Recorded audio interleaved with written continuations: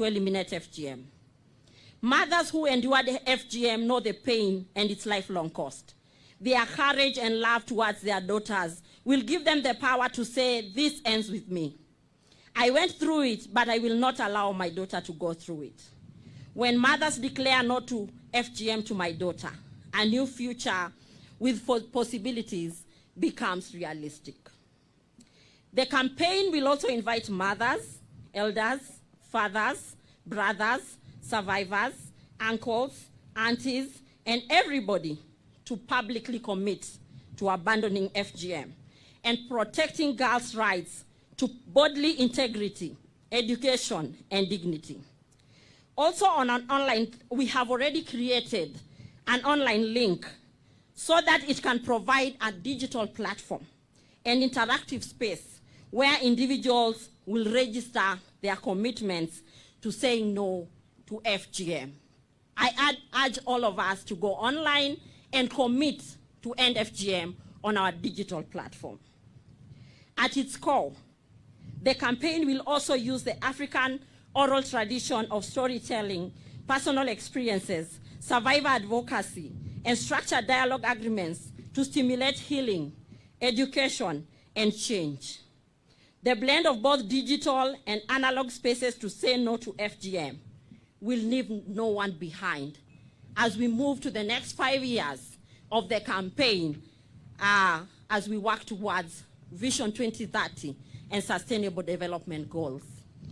What is the role of the young people in ending FGM and child marriage? Young people are open to new ideas, influenced by role models and figures around the world, and ready to give their allegiance and passion to issues they see and reflect modernity. They are inquisitive, confident, and a vibrant generation, and can lead the way in speaking out of change and new order.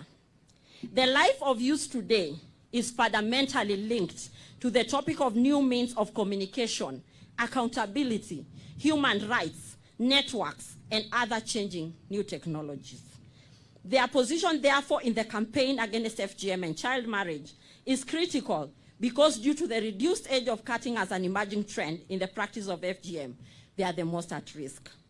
In this fast-moving and competitive world where skills, knowledge, education, new frontiers, and opportunities matter, child marriages deny young people full realization of their potentials. They have therefore a great responsibility of bringing their knowledge, networks, energy, understanding, talents, and gifts in ending FGM and child marriage.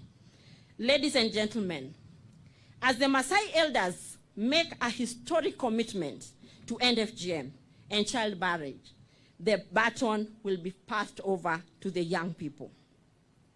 It will therefore be a sprint, not a walk. A sprint by the young people to finish the race of ending FGM in their lifetime. You have the energy, skills, knowledge, enabling environment, and above all, the blessings of the elders. To the mothers, nothing brings life on earth, including animals, without providing protection. Protect your daughters, protect the girls, because you have elders by your side as your new allies. Let the three-legged stool be the authority and the platform to end FGM and child marriage among the Maasai community.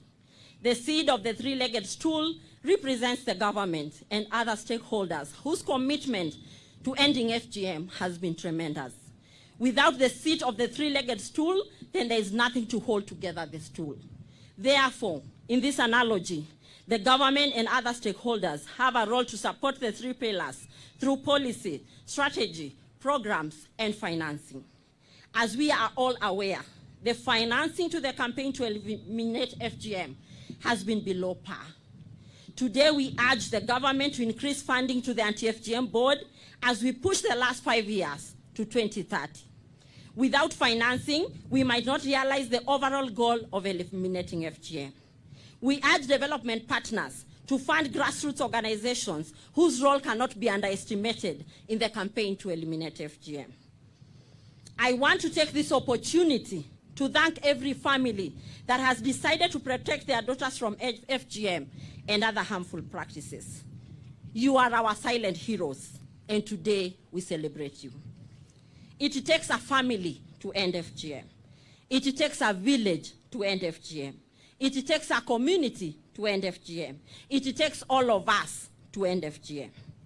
May no other girl experience the pain, shame, and trauma of undergoing female genital mutilation. Thank you very much, Your Excellency, for joining us today in this historic day of ending FGM and launching the My Dear Daughter campaign to end FGM. I want to take this opportunity to call the lead elder who is going to take the elders through the declaration. Karibu sana, Mr. Kipilosh, the elder who is taking the others through the declaration. Please come forward. The elder who is leading the campaign, please.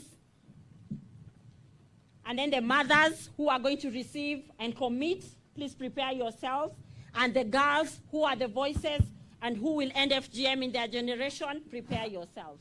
Karibu sana, Mr. Kipilosh, as you lead the elders in the campaign and in the declaration by the Maasai elders.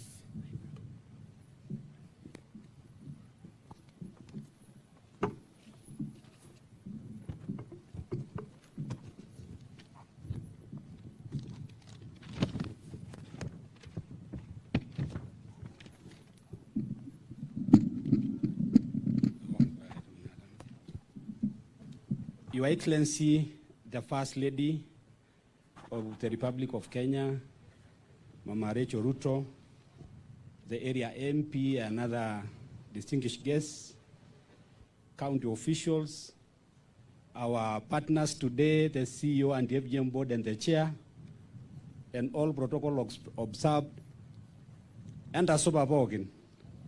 Ele bunyol to ilarejo, and a super pogin. Mrs. Walaitoriani. Your Excellency, my name is Daniel Olekipilosh. I'm a cultural leader who represent the Maa-speaking communities in East Africa.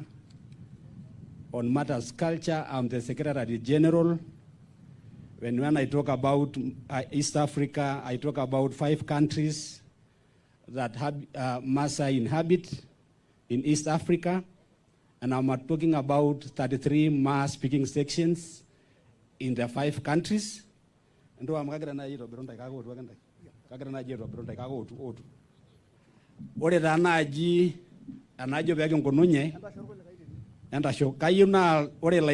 national.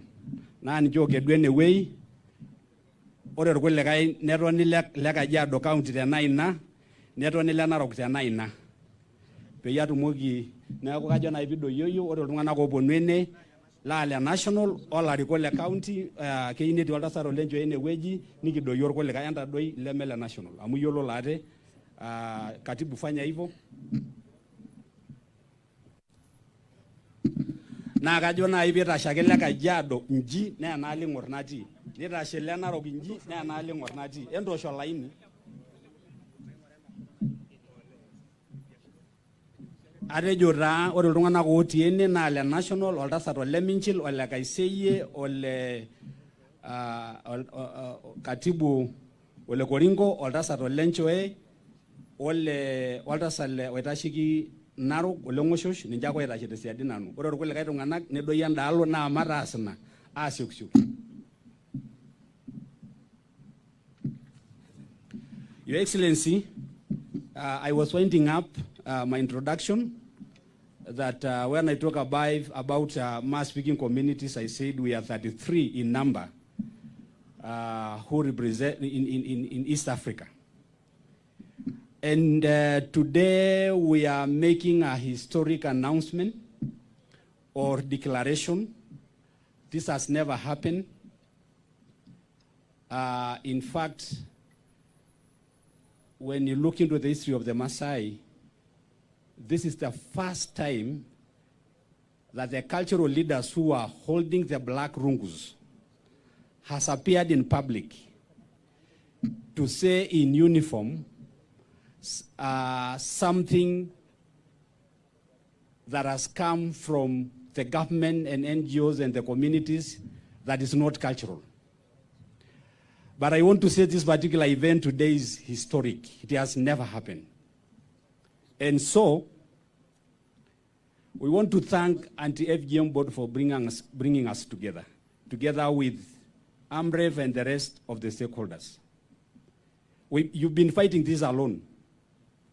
And these cultural leaders has never been involved. And now that means this is the last step. And this is the final step. And we are not going to witness more other issues of FGM across Masailand. Standing before you are 17 mass speaking sections out of the 33 that I've mentioned. 9 from Kajiado and 8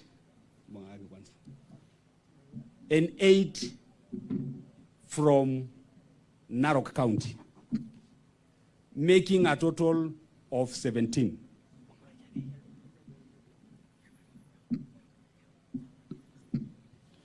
And so, on behalf of all the 17 communities or sections that are before you, I'm going to read the declaration.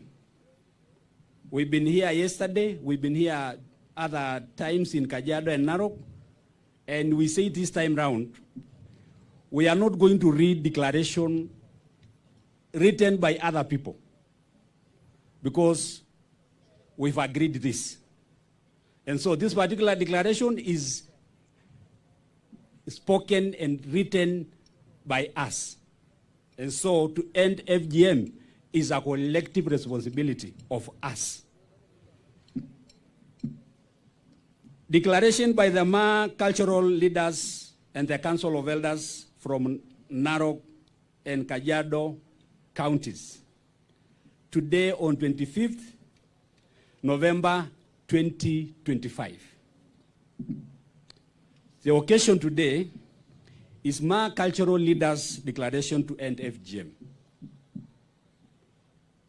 We, the Ma cultural leaders and the Ma Council of Elders, hereby make the following commitments on behalf of the entire Ma speaking communities in Kenya. 1, commitment to end FGM. We pledge to end the practice of female genital mutilation within the Ma communities in Narok and Kajiado today. Number 2, today we make a declaration of equal blessing for all girls. And therefore, from today, we declare that both cut girls and the uncut girls are equally blessed and valued in our community. Number 3, inclusive cultural ceremonies.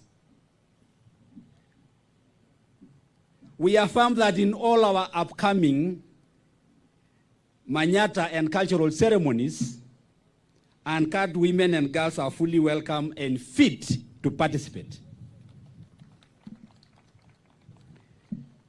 Number 4, the alternative rite of passage. As cultural leaders, we commit to designing and promoting an authentic alternative rite of passage for girls that upholds our traditionals or our tradition without harm. This is to say, an alternative rite of passage that we need is a community-driven led alternative rite of passage and not a certificate led and not a t-shirt led. Today we want to lead our own cultural alternative rite of passage. Your Excellency, many times when we have cultural ceremonies, the uncut girls are regarded as unclean, and so they don't enter ceremonial manyatas. But today, we've decided to bless them and allow them to take equal roles in participating in making critical decisions that pertains our cultural practices.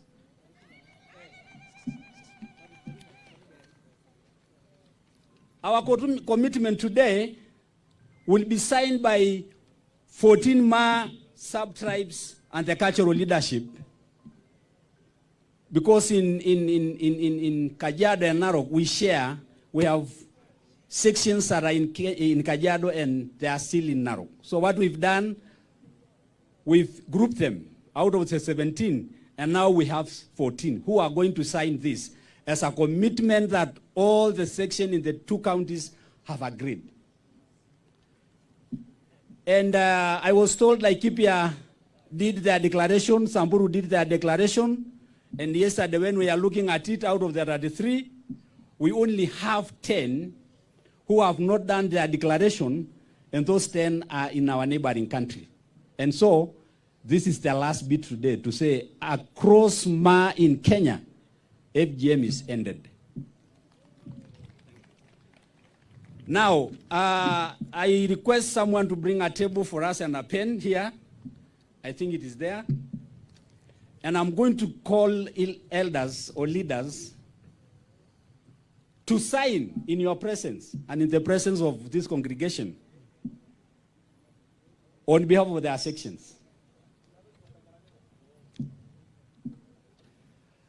Number 1 community or section is a section called the Purko. The Purko is the largest community or section in Kenya among the Mas-speaking communities, because across East Africa, Kisongo is the biggest. But in Kenya, Purko is the biggest, and they're actually the second. And so, a leader coming from that community, Babayo Olengoshosh. Olengoshosh is the eldest among the Purko section. Is at the age of Ilkitoip. Ilkitoip are now actually the elders that we have. And who to represent all the aged leaders among the Purko, Olengoshosh is going to pen his signature on our behalf. So, 1 copy to be signed. And then followed by an elder from Irwasingishu clan. Irwasingishu from Transmara. And we have Olaiguanani Olesikawa representing the Irwasingishu of Transmara. Naomba tuwapigie makofi. This is the climax of this event. Followed by the elder from Kekonyuki community. Kekonyuki community are in Narok and they are in Kajiado. So we only want one elder to represent. Who was representing? Olotuno Oleshukuru is signing on the behalf of Ilkekonyuki section. Mpigieni makofi. Followed by Ilmoitanik subclan in Transmara. Moitanik, who was doing the signing? Saamo Olotuno to sign. Ole Saamo. Pigeni ya makofi anapo sign. Followed by Syria. Is Syria Lolo Rukoti. Kejingai. Ole Naidoya. Ento shoki ole Naidoya ngaiki. Followed by Iloitai. Your Excellency, these are the communities that border Tanzania on the southern part. Iloitai, and they are the one who are guarding Naiminengi, your forest. Signed by Olepoyo, who is also the county treasurer, but in signing on behalf of Loita. Your Excellency, It will be followed by Lord Okelani from Kajiado. Signing on behalf of Lord Okelani is Olelein. All these are ages by Irikisongo. These are the one who live next to Emboseli National Park. So they are signing. Who is signing? Our National Treasurer, Walakaiseye.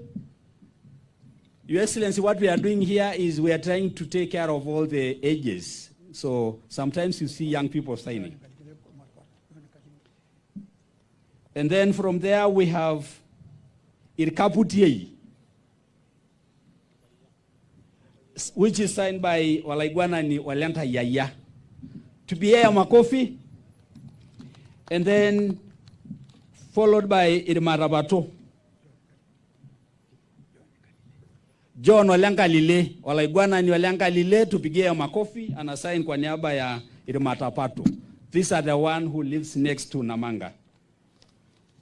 And then we have another very special community called Iltorobo. Iltorobo is divided into two. They're the one who call themselves Ogiek. So Ogiek, we have Ogiek who entirely live in Kalenjin land, and that is it, in the forest. But we have other Ogiek who live in our side, areas around Lulunga, and we have one signing on the behalf of all Iltorobo. Kejo alangai? Sanare olelebo. Amarosho ki sanare olelebo ngai. Your Excellency, finally, I am going to append my signature as the General Secretary on behalf of all other cultural leaders around in Kenya and beyond. And so I'm going to sign.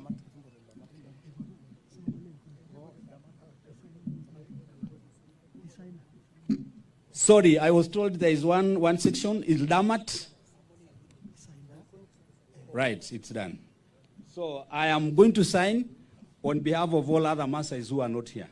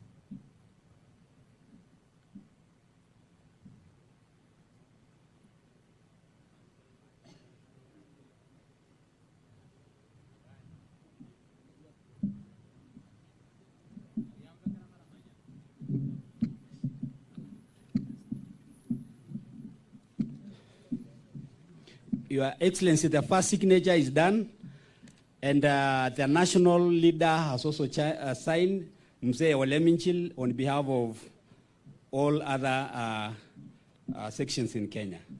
And so I think we are done with the signage part.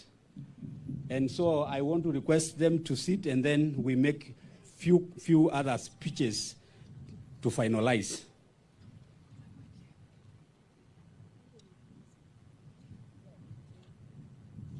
And we want to request our chair and FGM board to come forward and receive the signed document and probably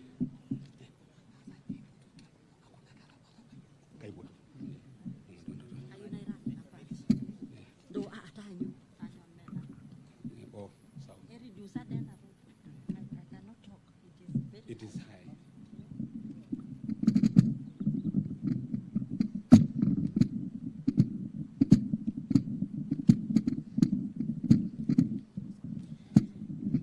Your Excellency, we want to thank our elders. As you know, our elders are the gatekeepers of culture. They are the ones who lead the community, and they are the ones who advise us on how we move forward. I'm going to call the chair of the anti-FGM board, who is also a survivor of FGM, to say one thing, and then we get the signed copy from the elders.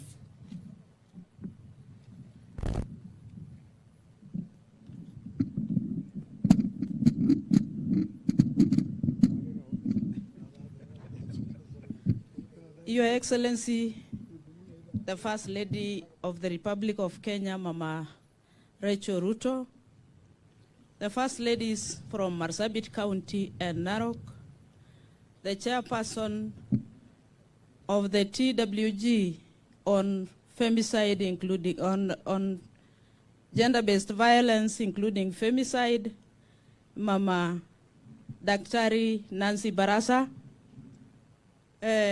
all protocol observed, our peers, my sister and friend, Madam Anne Wangombe, the area MP, Honorable Ken Aramat. Wacha tu niseme niko na furaha siku ya leo. Ninashukuru sana kwa wale waliofanya hii siku iwe ya fanaka. Ningependa tu kusema it is taken us a lot of time planning this. Gharama mingi, a lot of government resources has been utilized here. But the beauty part is we are working for our girls and our women. Thanks so much, our elders, for really agreeing the things that were so much impossible in this community. Wamasai kuambiwa maneno ya tohara ya wasichana haikuwa kitu rahisi. But I thank the lead chairman, the Secretary General of the Cultural Chiefs of East Africa, Bwana Daniel Kiploch. You've been of great importance to us. Thank you so much. Thank you very much, Madam Chair. Now, Your Excellency, from here, the elders will be handing over the signed copy of the declaration to the mothers. So I will urge our mothers to come, led by Tracy, to come and pick. Tracy to come and pick and read the commitment by the mothers.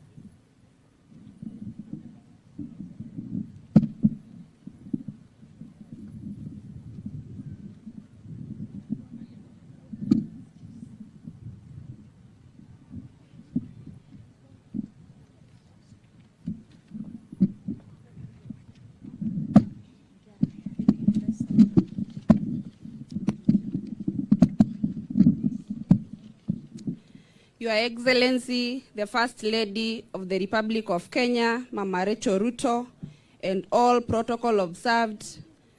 My name is Stacy Nasinkoi. I am the survivor leaders in Narok County and in the whole country. First and foremost, I want to thank all of you because as survivors, this is our best day. This is the best day of our life together with our daughters. Myself, I am a survivor of FGM. So personally, I'm talking through experience. I know the pain.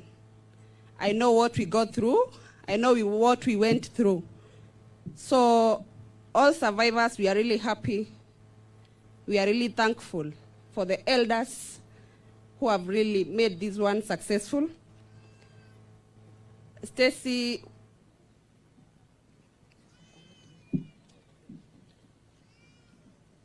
as I'm going to read the commitment from us survivors and mothers, commitment by mothers and survivors of female genital mutilation. We mothers who have gone through the pain and negative consequences of FGM hereby commit to protect our daughters from female genital mutilation. We commit to be the last generation to experience the pain of undergoing FGM. FGM ends with us. To our daughters, to our beloved daughters. Today, on the 25th November 2025, during the national launch of the My Daughter campaign, we commit to protect not only from female genital mutilation, but from all other forms of gender-based violence. We hope that this commitment will completely eradicate FGM from the face of the earth. May no other generation experience the pain, shame, and trauma that we have experienced because of FGM. Now I'll sign the commitment on behalf of survivors. Thank you.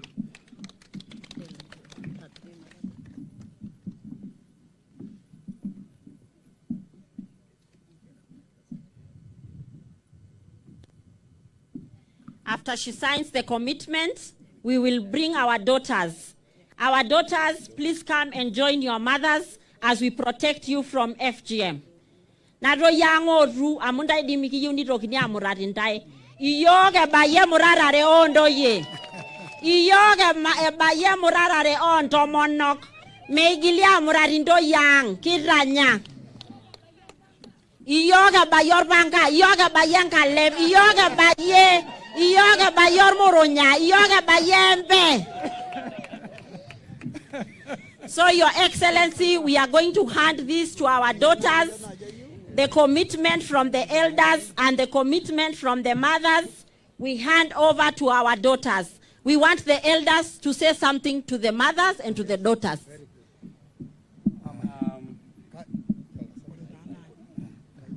I think when it is... thank you so much, Madam CEO. This is now a very special moment that now I want to welcome the elders, and the big word that we are going to give to our daughters today is blessing. Like the statement read, we are blessing both uncut girl and the baby in the stomach. And so the elders will take this role to bless them. Nagulo Baba, kayuni ngamu menarishara, mayan konato monok, ne mayan nana konakera, amukita aduela mayan tara. Neakonda ikulo irashete ne iltangilin kitu akiseuri ori kito ip ndawa na capacity pi mayanana. Neako karibuni.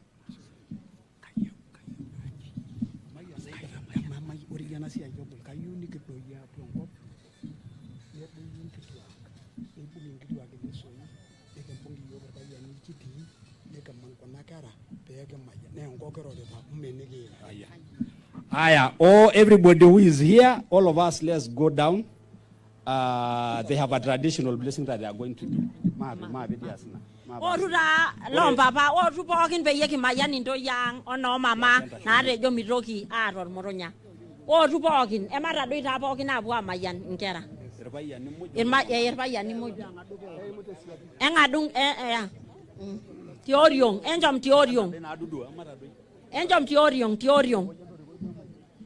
Your Excellency, now the elders are going to bless the mothers and the daughters so that going forward, every girl in this community who has not gone through FGM is safe and she can continue with any other culture that is supposed to be done in this community.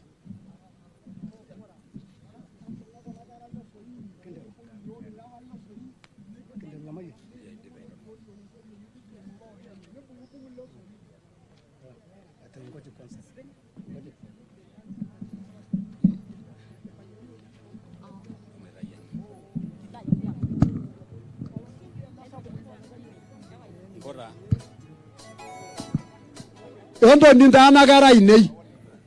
Enta la madabenyo ntoye konane ke mayano no ngotonye. Na imonta irpaya ni tiori ngo tomonok. Na imu ne la kala kara shane lalai. Na da njiki ngor kara ni bungu no ngotonye leso ya igonji. Ho. Ewanga da be otum ando mononi anda embonga da leso yinyi amai digidi gor kara shi yoge lawa lang na no da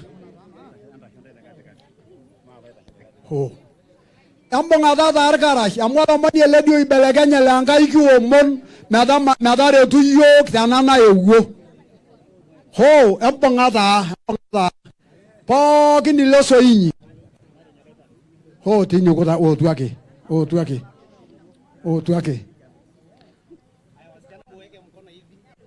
ho entoluata entang'amai enkomono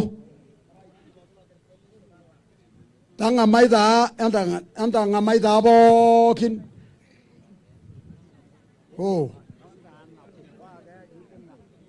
bas nikamayian irmorua irpayiani oong'uan lotii are enda shoto olotii are ena nikiaku pooki aja oong'uan nikincho ntomonok natiu nejia piikiaku isiet nemayian intomonok oong'uan natii enda shoto are nemayian are tena niaku siinche ong'uan nikiaku iltung'anak oota mayiana kuna kera ang' aja isiet ekitaa tiari paiteru kelotu entomononi peitashe tenkoriong eema ketii sinye enkerai ole ntutu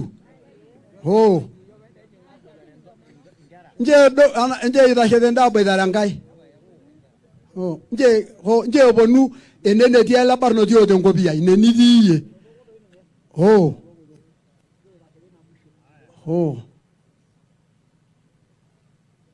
basi tiniaku kutaa tiari nijojo ekinteru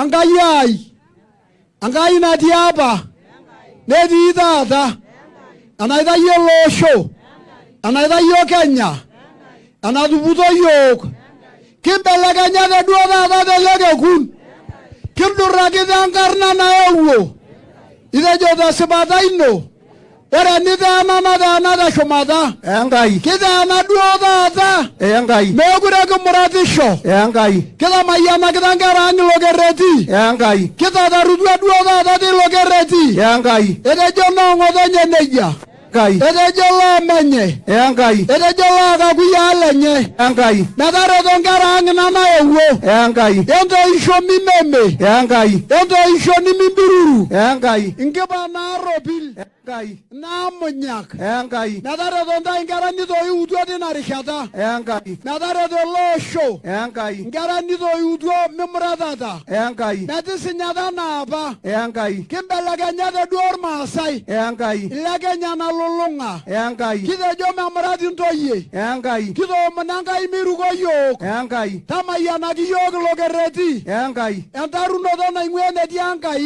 enkai etu kidol enitumurati entito pintai irkigerot linonok enkai iyie kitusujaa miira enkai enkai tang'ama nkomonang enkai itonita teshumata enkai etejo enkai aya etejo olosho lang' aya etejo pooki osai basi kitejo taa meiruko enkai ilo otoomono enkai meirukoki yiok enkai ena enkai ekitushukokino tenataa ninye esitai tenkop enkai tamayiana metaa sidai enkai tamayiana metonyorra nkera ang' enkai tamayiana metonyorra olosho lang' enkai tamayiana meitubulu olosho enkai tamayiana meiteng'ena olosho enkai tamayiana meitoo olosho karsis enkai tamayiana meetoo olosho lino enkai te pooki toki enkai nincho yiok pooki toki ang' enkai taramata yiok openy enkai taramatita nkera ang' enkai taramata ntomonok ang' enkai taramata irpayiani lang' enkai taramata enkulupuoni ang' enkai taramata nkishu ang' enkai taramata ng'uesi ang' enkai taramata ildonyoi lang' enkai taramata nkanoi ang' enkai taramata olosho pooki elulung'a enkai njoo metaa kenyor ena enkai anaa enatonyorra sininye irkulikae oshon enkai tamayiana tomitu yiok openy enkai irukoki yiok ena enkai eitu kimbelekeny orkuak lang' pookin enkai elake kimbelekenya enkai ore irkulikae nekisujita ake enkai amu kenarikino lelo enkai nemeeta erishata nemeeta enkata enye enkai enkata ena nikimbelekenya ena muratare enkai metaa memurata sininche kuna toyie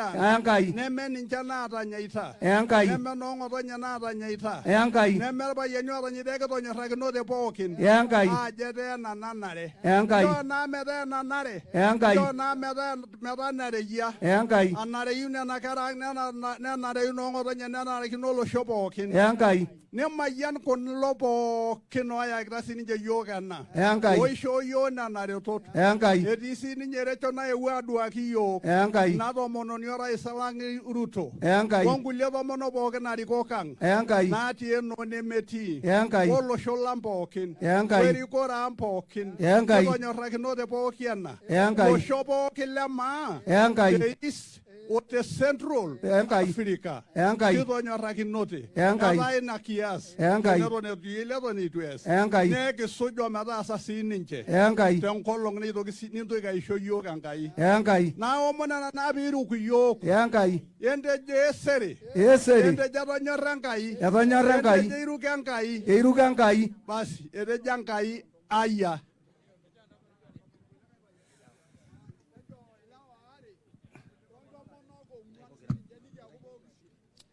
Endoro bilo. Enkai. Antar kulala ngwelengai. Enkai. Ere jankai mila bungarang. Enkai. Ere jam kudi mogura bagiye uloguak. Enkai. Kie dua ni ngokno kerama. Enkai. Ondo monokang. Enkai. Olai guanak. Enkai. Lorgu alang. Enkai. Lekanya misima. Enkai. Kira jam rama yana kaisar kadalang. Enkai. Anggarang. Enkai. Medara mati shore de legu agore jogi duo. Enkai. Etu de ki jobe giri shegiama. Enkai. Ekira jaka ba mayana ngai ni mingin to giapon. Enkai. Ori bendo igala yoleng.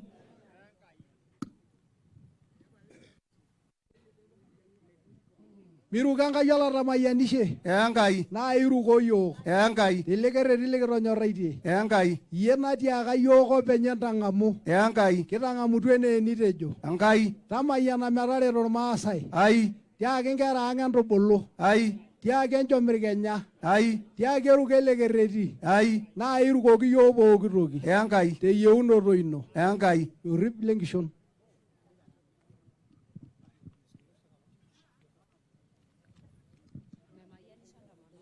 I think we are done, and thank you, Your Excellency, for joining us with our First Ladies, and we are all blessed. You've joined us, and so you also blessed, equally blessed. You can go back to your seats.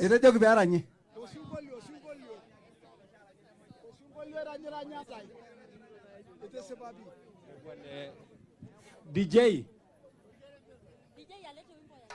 Usingolio la Kimasai. Weka wimbo wa Kimasai DJ.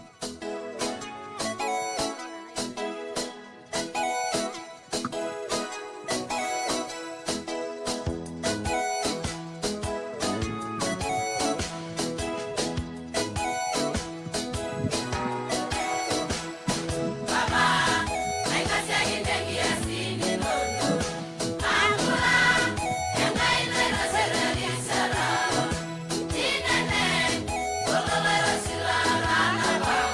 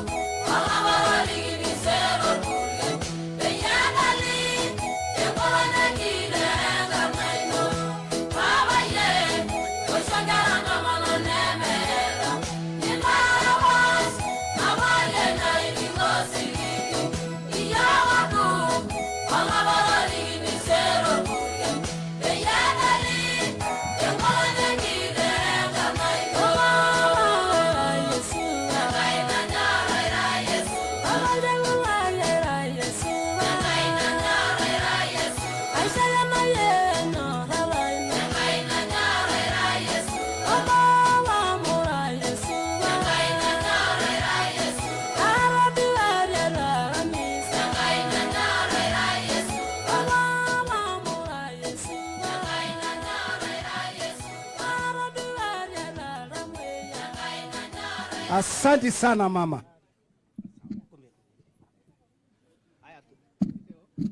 Your Excellency, we are winding up our session. Thank you very much, Your Excellency. Now we move to the next session. Our girls, Soipan is going to speak on behalf of our daughters. Please, our daughters, come and stand behind Soipan. Soipan is going to commit herself on behalf of all our daughters. Welcome. We are going to ask Tracy to hand over the commitment from the elders and from the mothers to our daughters.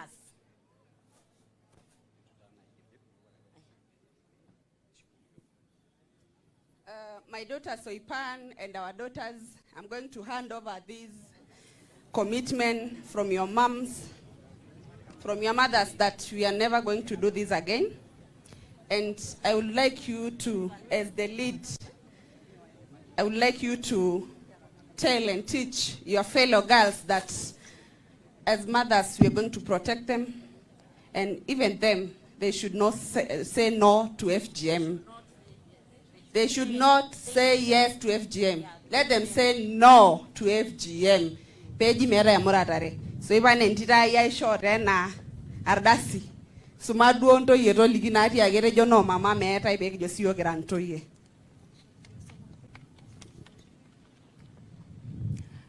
Her Excellency, the First Lady of the Republic of Kenya, Mama Rachel Ruto, First Lady of Narok County, and all distinguished guests present, ladies and gentlemen, good afternoon. My name is Jane Soipan. I'm the chairperson of the Girls Council, Narok County, and I'm going to read this commitment. These are commitments from our mothers to us as the daughters. I start.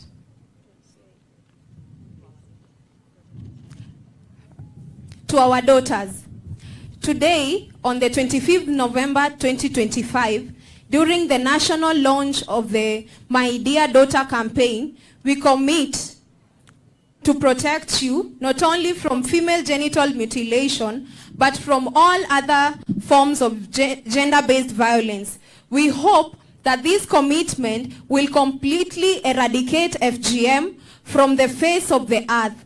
May no other generation experience the pain, shame, and trauma that we have experienced because of FGM.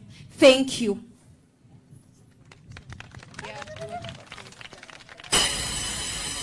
And we have a spoken word. It's a short poem that you are going to perform as the girls. DJ, welcome.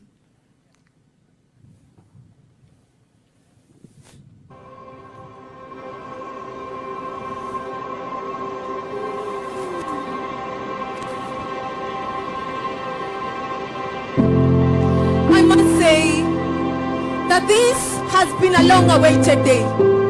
A day that nobody thought it would come to pass. And oh, we have finally seen the light. We now have hope for the future and the hope for our generation. Call them from all nations. Call them from all corners.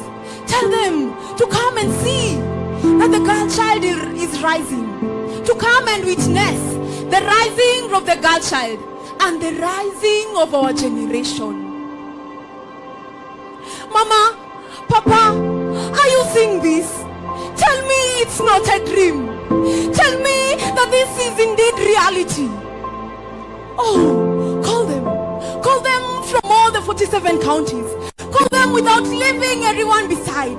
Tell them that we are rising. We are rising for the sake of our generation. That the sky is not even our limit. Indeed, it's not our limit. We are ready to stand as the girls, to stand on the gap that is left everywhere. We are ready to shine. To the government of Kenya, all the stakeholders present here, and the community at large, thank you for your love towards us. Thank you for we can now live a world free from genital mutilation, a world free from early marriages. Our mothers and us as the daughters, We can now exercise our powers and rights without the fear of being opposed. Who is like us? Oh, behold, we are rising. We want to say thank you to our Council of Elders. Thank you for your love and care towards us. Indeed, this has touched our hearts. To our dear mothers, thank you for standing with us. Thank you for holding hands with us. We believe that forever we shall be at the forefront, leading without fear. All we can say together, we join in celebration in saying, my power, my voice to end FGM. Asheoleng. Thank you. As long as we leave the stage. Thank you. Oh, we are ending FGM. Our daughters are saved from FGM.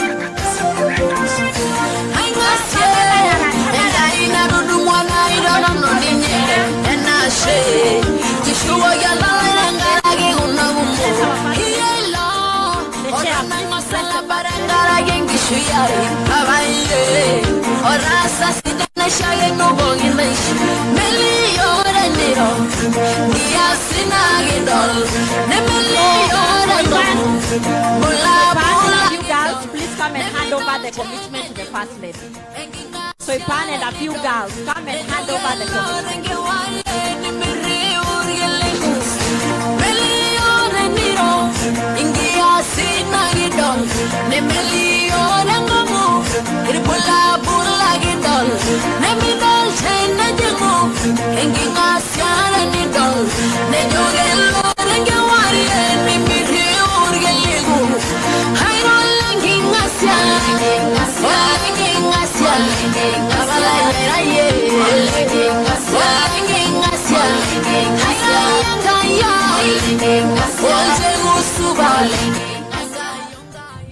I now hand over this commitment to the First Lady of the Republic of Kenya, Her Excellency Mama Rachel Ruto.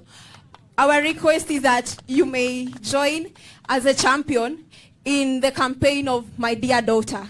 Thank you.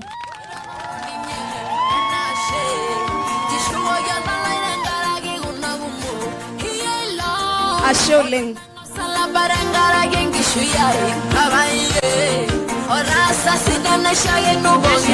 We want to thank our First Lady for championing the My Dear Daughter campaign to end FGM in Kenya. Now I want to allow her to say something. Thank you very much. I know I'll be speaking later, but congratulations for this great move. I want to thank the elders. I want to thank the mothers. I want to thank our children. History has been made today. Congratulations. Thank you very much. Okay, our girls, please be seated. I now call the chairperson of the board. Okay, the chairperson is coming to dress the First Lady. Our young girls, have a seat. Thank you so much.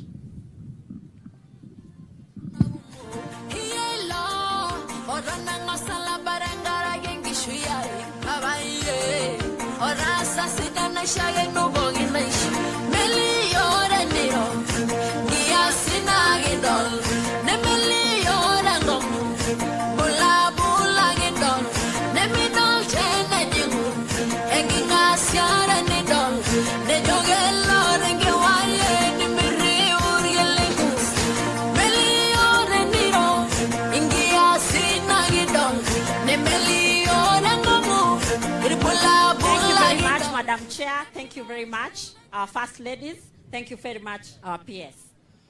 That was wonderful. I know it is very emotional, especially for the survivors of FGM.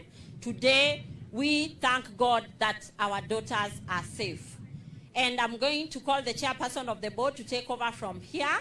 And as she comes, I want to call Dr. Josephine Kulea, who has been one of the biggest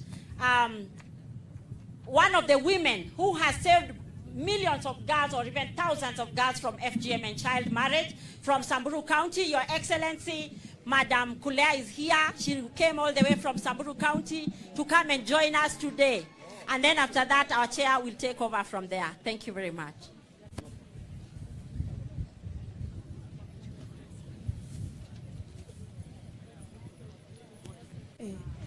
Your Excellency, the First Lady, and all protocols observed, our donors, the anti-FGM board led by the chair and the CEO, Rumasa Ilang, enda asuba bagi, esamburi dena, idal data biragi, yoda banado jode gwe, hikingwa moratare, lakini kele ajonda ina rungaide de gwe yo, amukare bengor nambai, guninja kena atia bori kuliko ngunanang.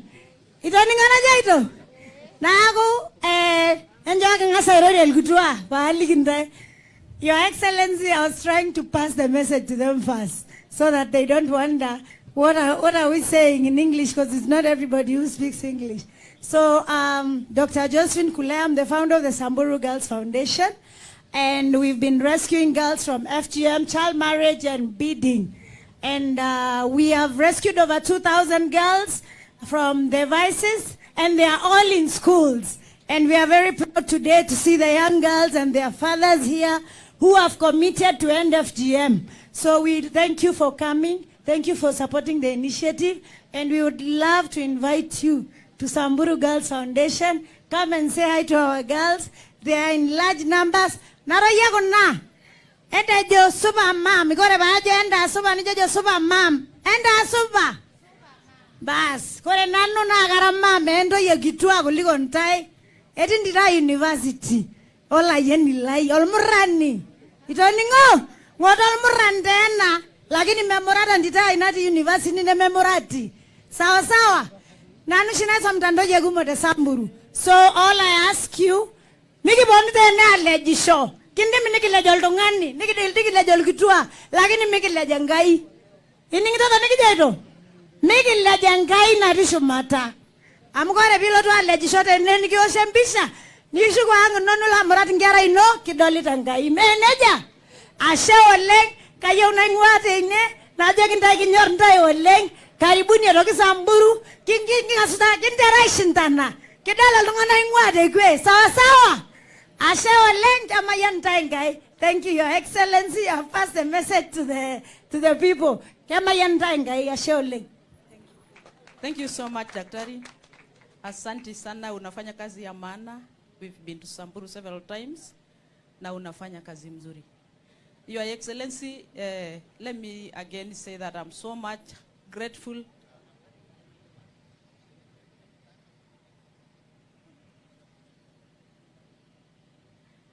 Wacha tu niseme, bado ninasema nimefurahi sana mama kwa kuja kututembelea na kushuhudia event kama hii. I know you have a very tight schedule, but you've been able to give us almost a whole day of your time to see what we are doing. I know you are not just a champion of FGM. You are a champion of women empowerment in this country. We can attest to you that the groups that we started table banking in 2013, kuna wengi wa mama hata wamenunua mashamba. I'm a witness to that. That was a very good initiative na inawasaidia hao wa mama sana. Bila kuchukua nafasi, naona my first chairperson. And if we discuss about FGM in this country without mentioning JB Kilimo, it will be null and void. So please come and say hi to the people. You are our champion, you are our mother, we honor you. This is my chair.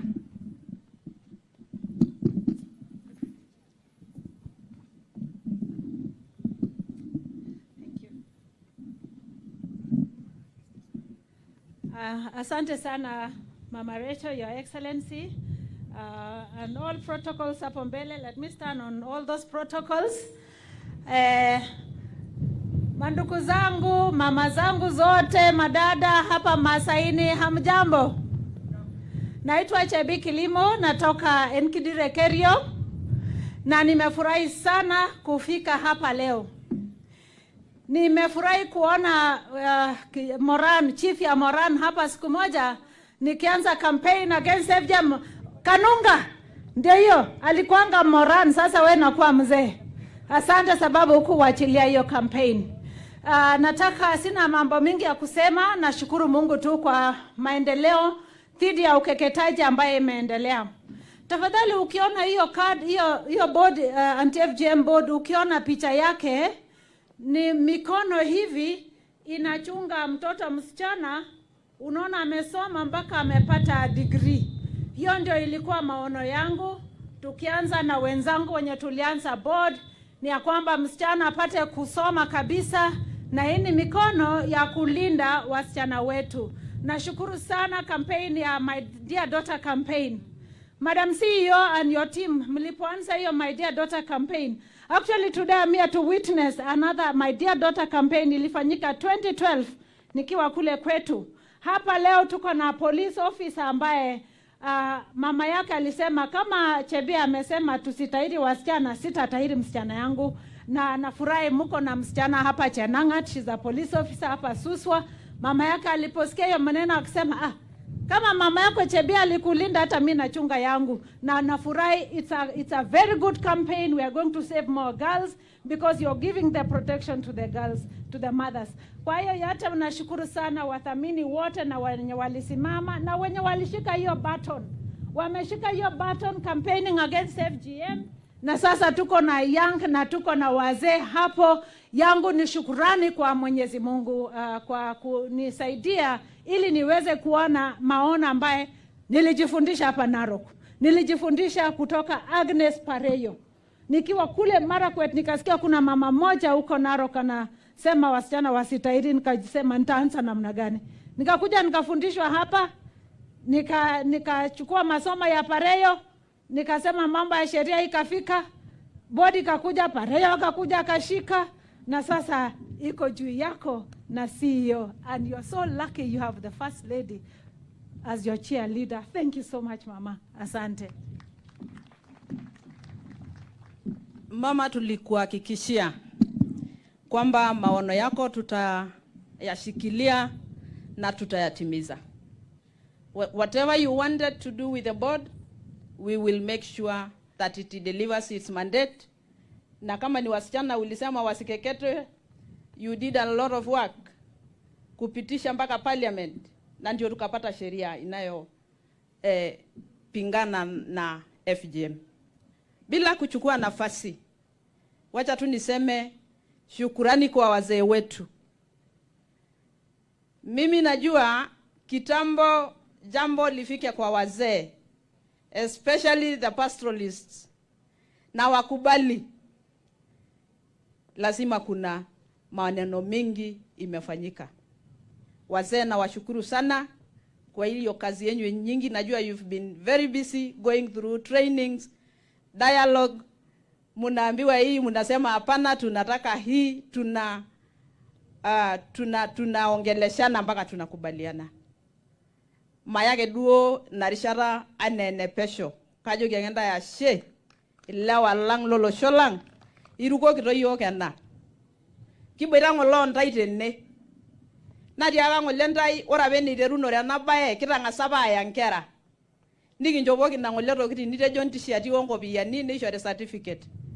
Ore abao nkangiti miyolo ya ajo nyoo ina neendelea ake siai. Nikintoki yok apuo kira ntomonok nitengeni yok nikingenu nikiruk nikijo maetu meete nkitok naata meneja ngolati akandai labaye ne meneja ngole kitejo nakitu akera dio shenkito naata natomonok kera shenkito naata ore nkang'itie na nolewa lang na ina duo taata ngole pekinyakita aja naikai nikishuke neti meirukoki yok ena amu mme olosho kimutita ekiretito nayieu ake najo ashe oleng. Natomonok idipa irpayiani enkiguana nikaisho oshi entoki netu eimakini.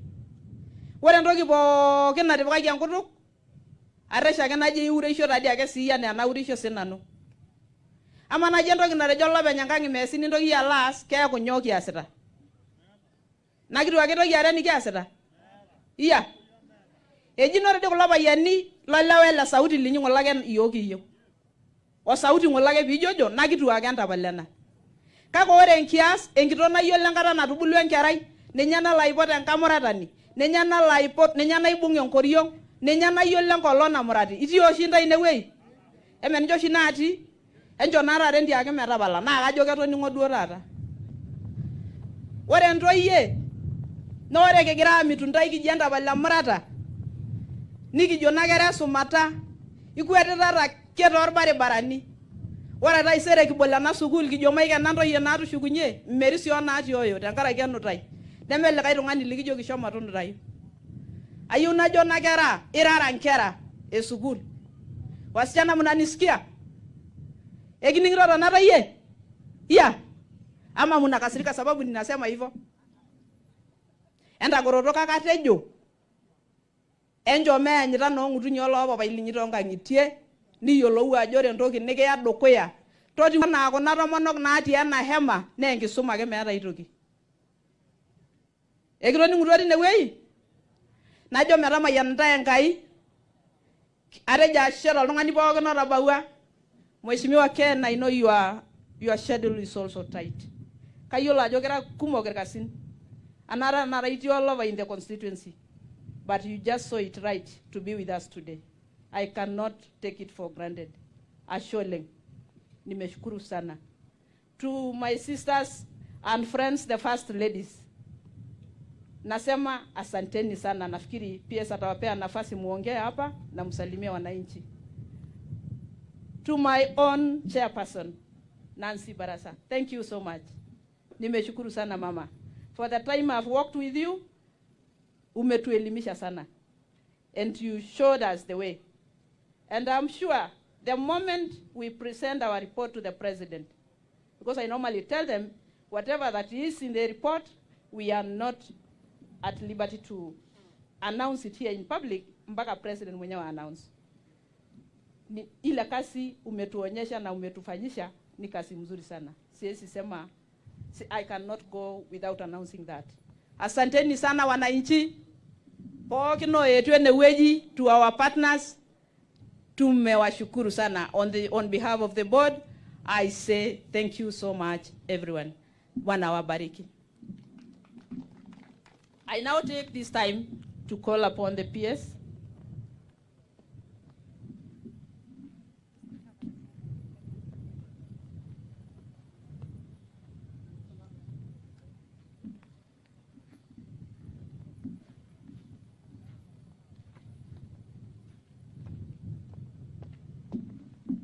Tumpe makofi mazuri chair. Asante sana. Baada ya kipindi hicho cha wazee wa jamii ya Maasai, kina mama kutoa azimio lao la kukomesha ukeketaji wa wanawake, Mheshimiwa Mama wa Taifa, sasa naomba turejee kwenye ratiba. Nitamkaribisha Viola Ruto ambaye atasema machache sana na anawakilisha shirika la Amref. Tumpe makofi.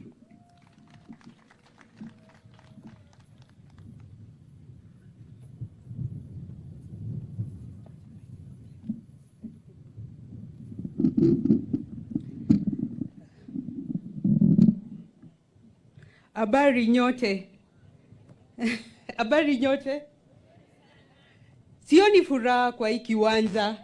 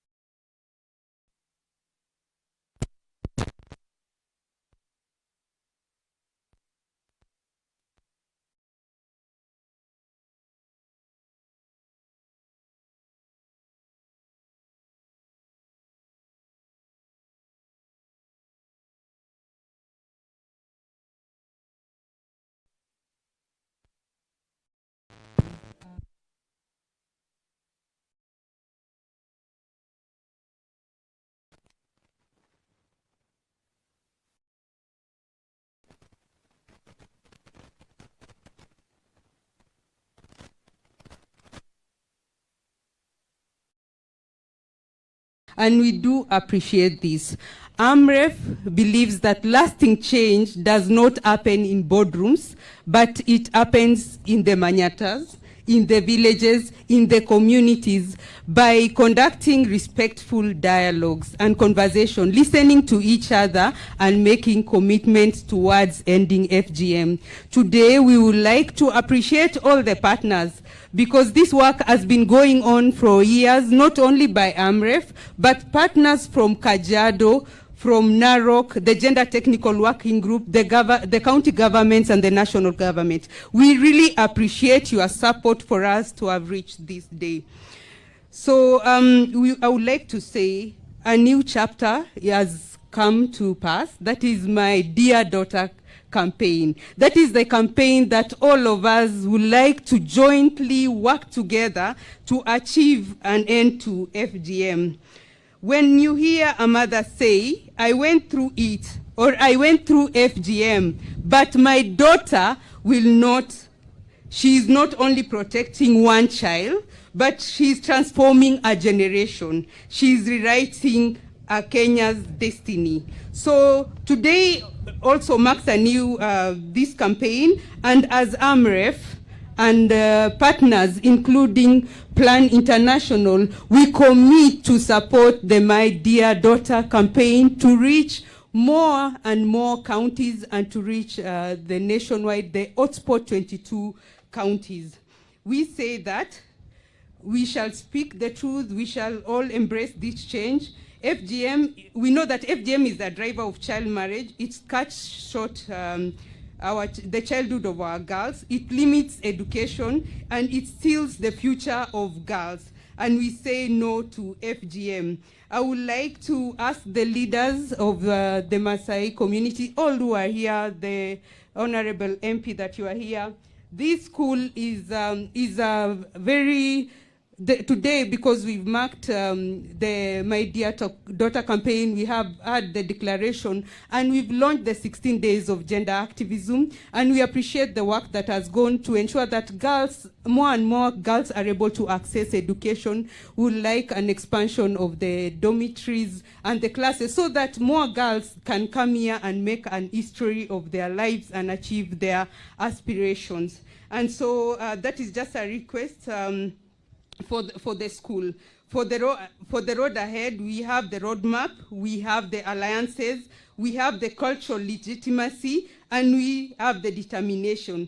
What begins here today will echo across Kenya. It will protect girls, expand opportunities, strengthen families, and honor the dignity of every child. We say, my power, my voice, to end FGM. Thank you so much.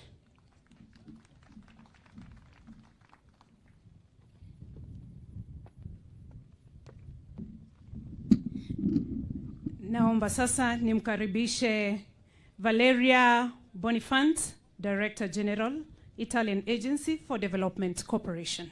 Welcome.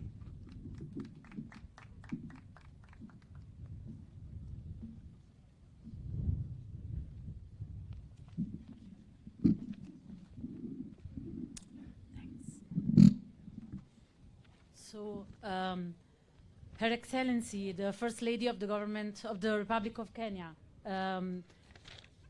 Mrs. Rachel Ruto, and Honorable P.S. Anwangombe, P.S. Gender, Honorable Nancy Baraza, Dr. Nancy Baraza, all the officers from the governor, the county governor of Narok, who's hosting us today, Mrs. Viola Ruto from AMREF, my colleague Mary from UN Women, and all the representatives from the Directorate of the State Department and Gender and Affirmative Action, all the elders of the Maasai community, all the young people and the mothers and colleagues from development partner organization, NGOs, private sector and foundation. Ladies and gentlemen, good afternoon once again. It is really an honor for me to stand before you today as we mark the beginning of this year's 16 days campaign of activism against gender-based violence. As it has been said, you are making history today. Together we come today as allies, advocates, change makers, united by a shared commitment to a future where every woman and every girl can live free from fear, violence, and discrimination. In unity, we envision a Kenya and a world where safety, dignity, opportunity are guaranteed to all women, men, girls, and boys alike. Today, we celebrate a truly important milestone for Narok County and for the entire country, the Maasai Elders' Declaration on Ending FGM and Child Marriage. We are deeply honored to see the Maasai elders standing at the forefront of the efforts to end FGM and child marriage, demonstrating their unwavering commitment to safeguarding the rights and dignity of women and girls in our communities. We believe this is far more than a symbolic gesture. It represents a powerful affirmation of the transformative work carried out on the ground, a work that is being spearheaded by the Maasai elders themselves and their communities, and it's been supported by partners. And allow me to be proud of our colleagues from the Italian NGO We World, who was part of this process.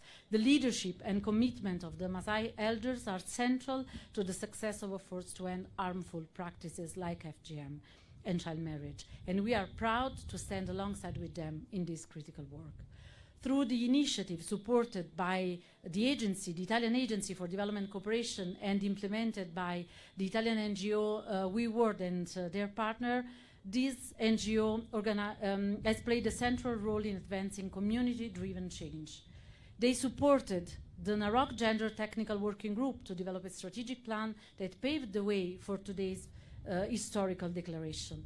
They carried out targeted interventions engaging key community influencers, including male dialogues, to shift social norms around FGM and build readiness for policy dialogue and change. They strengthened the Maasai Council of Elders and age-set leaders with knowledge on health, legal, human rights impact of FGM and child marriage. They secured strong political engagement by facilitating sensitization sessions for members of County Assembly and other leaders, reinforcing legislative backing for anti-FGM laws and gender rights framework.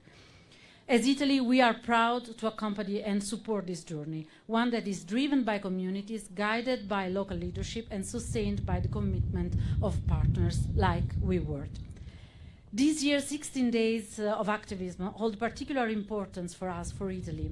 Last Friday, November 21st, we launched, alongside with the Embassy of Italy to Kenya and the Italian Institute of Culture, our Activate Nairobi campaign, presided over by Her Excellency Hanna Wendot Cheptumo, Cabinet Secretary for Gender, Culture and Children's Services, alongside many other high-level representatives and, most important, alongside many representatives from the Kenyan youth. This initiative is more than just an event for us. It's a vital effort to combat GBV, raise awareness, and promote lasting change. Through a diverse and rich program, this edition brings together Italian and Kenyan institutions, artists, communities, in a shared commitment to ending violence both offline and online. Together, we reaffirm the fundamental right to live free from violence and discrimination.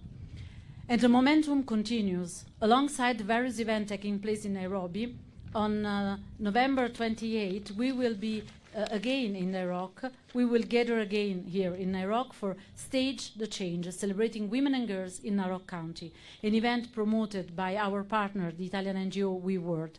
Held in Narok South will bring together students, parents, guardians, the wider community. Beginning with a march for women's and girls' rights, the day will come alive with theater, music, film, interactive activities that celebrate gender equality and spark meaningful conversation. It is another testament to the power of creativity, community, and collaboration in driving lasting change.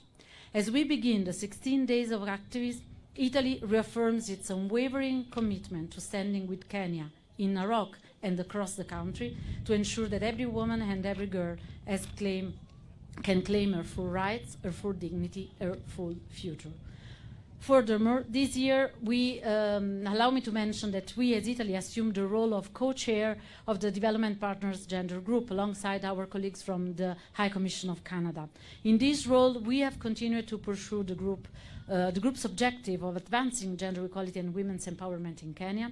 And this is achieved through strategic dialogue, shared learning, strengthened donor collaboration to enhance both international and local support for gender equality initiatives across the country. Once again, allow me to share with you one of our success. We are about to kick off a program worth around 4 million euros alongside the State Department for Gender and Italian NGOs in supporting the contrast to GBV and in supporting gender economic empowerment for survivors, and also in providing access to psychosocial services for survivors. Just to conclude, and the acronym of this program is a meaningful one, is peace, like the social peace that we are trying to build and building starting from days as today.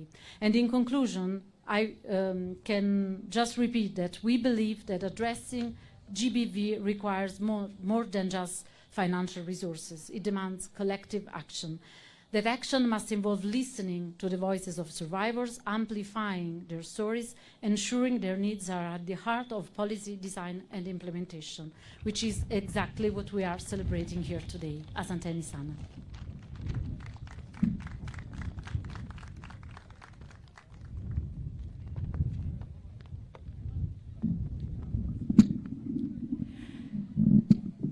Mheshimiwa Mama wa Taifa, sasa naomba kumkaribisha kamishna wa kaunti hii aweze kuwatambulisha viongozi wa serikali kuu walioko hapa, na vile vile aweze kumkaribisha katibu Ann aweze kuendelea na ratiba.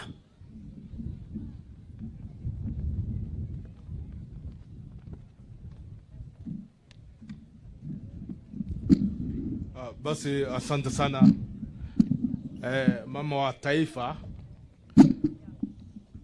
Your Excellency Mama Rachel Ruto, pia mama wetu wa kaunti wa jimbo la Narok, mwenzake kutoka Kajiado na Marsabit, na pia PS wetu wa Jenda, mbunge wetu wa eneo hili Mheshimiwa Ken Aramat, wazee ambao wamekuwa hii sherehe siku ya leo hapa Suswa, wazee wa Kimasai, pia Madam Ipato Surum ambaye anasimamia anti-theft body ya JGM, viongozi wa dini mbalimbali na madhehebu mbalimbali ambao wako hapa siku ya leo, wadau stakeholders ambao wako siku ya leo hapa, na pia kina mama, watoto, na pia wafanyakazi wote ambao katika jimbo letu ya Narok, wa county na pia wa national government ambao wako hapa, na pia viongozi wa tabaka mbalimbali ambao wako hapa. Amjambo. Amjambo tena. Basi mimi nitakuwa msemaji ya mambo machache.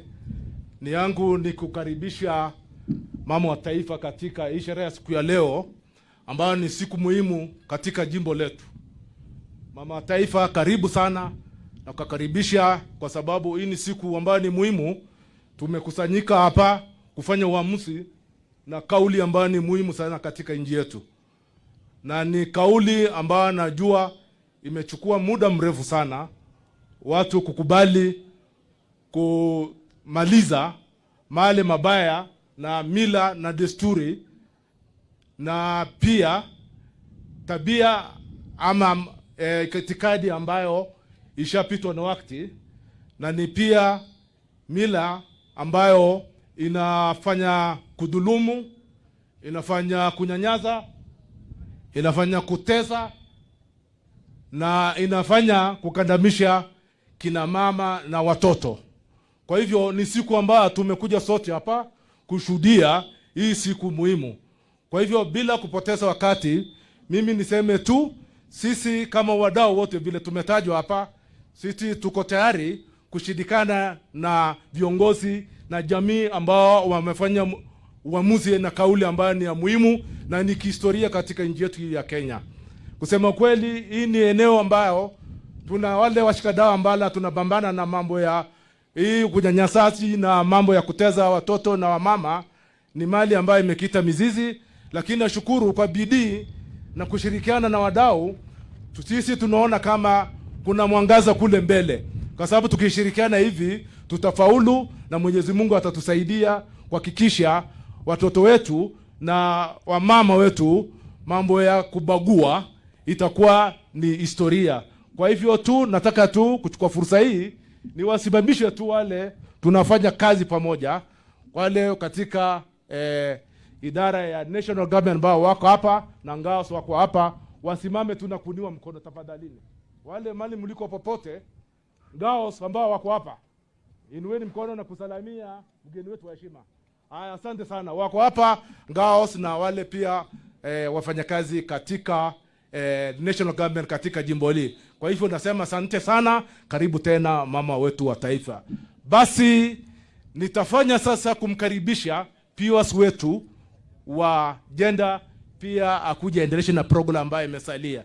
Karibu, mtupigie makofi POS wetu Madam Ann Wangombe. Karibu POS, karibu Narok, karibu eneo la Narok is welcome. Thank you so much.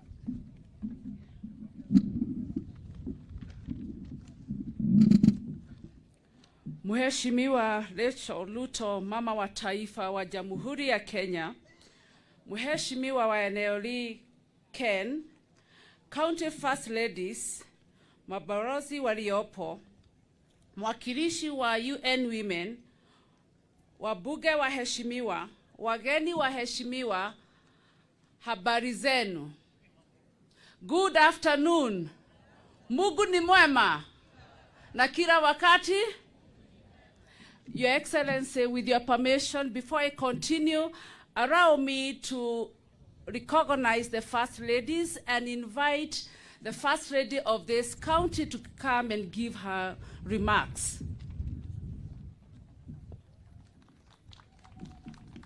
Karibu sana Mama County. Hebu tumpigie makofi. First Lady, karibu sana.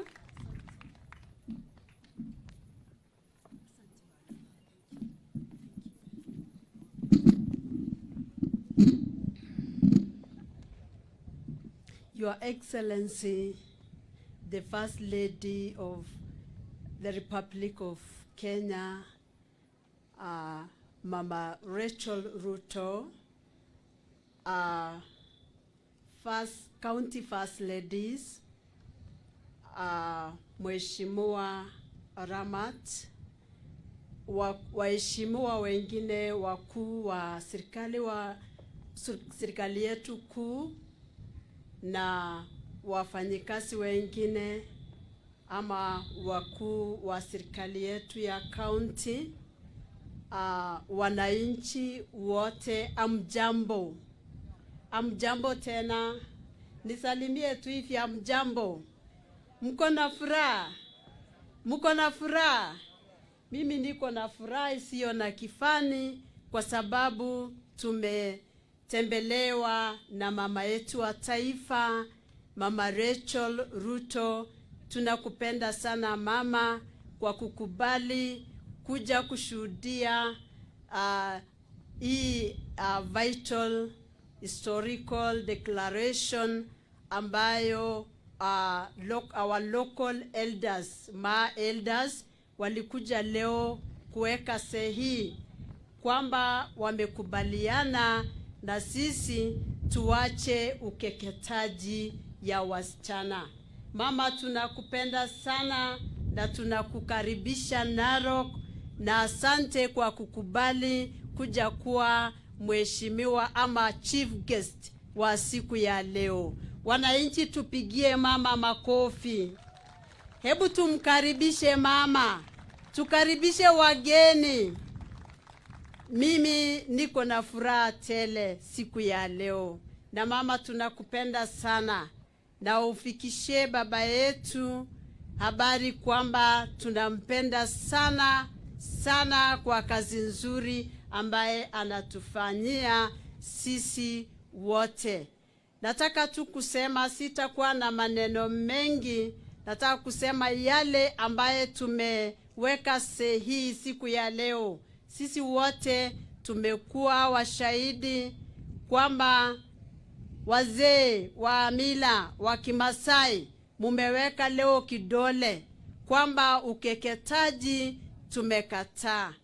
Na mama, hapa hivi nataka nikuambie, tukiwacha ukeketaji ya wasichana tutakuwa tumemaliza kitu ambaye sisi wa mama wa kaunti ama wake wa magavana huwa tunakimbia tukifaitia vitu vitatu. Tunasemanga triple threat, na hiyo ni ukeketaji ya wasichana, ya pili ni teenage pregnancies, alafu ya tatu ni early marriages. Kwa sababu hizo vitu tatu huwa zinaandamana, na tukiwacha ukeketaji yale mengine mawili yataenda chini.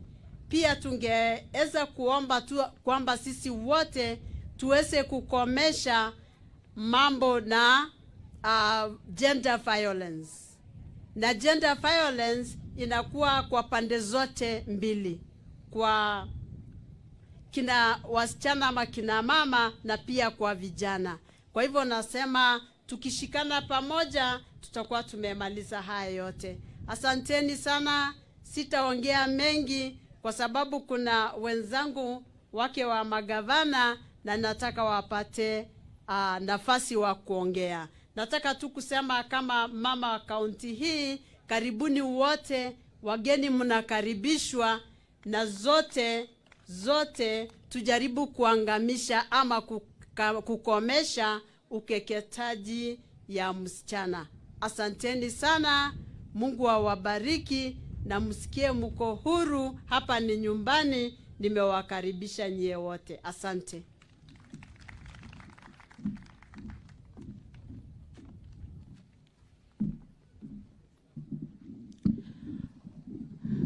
Your Excellency Mama Rachel Ruto, with us we have the First Lady of Marsabit, Honorable Alamito, who happens also to be the chairperson of County First Ladies Association. Karibu sana, utuambie machache.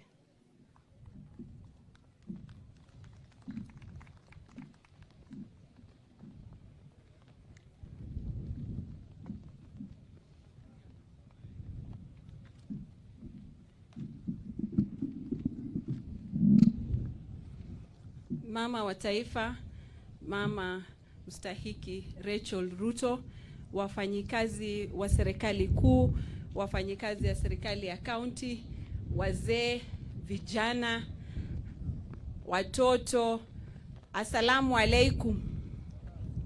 Salamu alaikum. Enta sopa. Aserian pogin. Kabla nizungumze, naomba nimtambue bibi wa gavana wa Kajiado ambaye ako hapa na sisi, Madam Edna Lenku, aweze kutusalimia ndiposa niweze kuzungumza kwa niaba ya County First Ladies Association. Karibu Mama Edna. Pole Madam PS kidogo tu.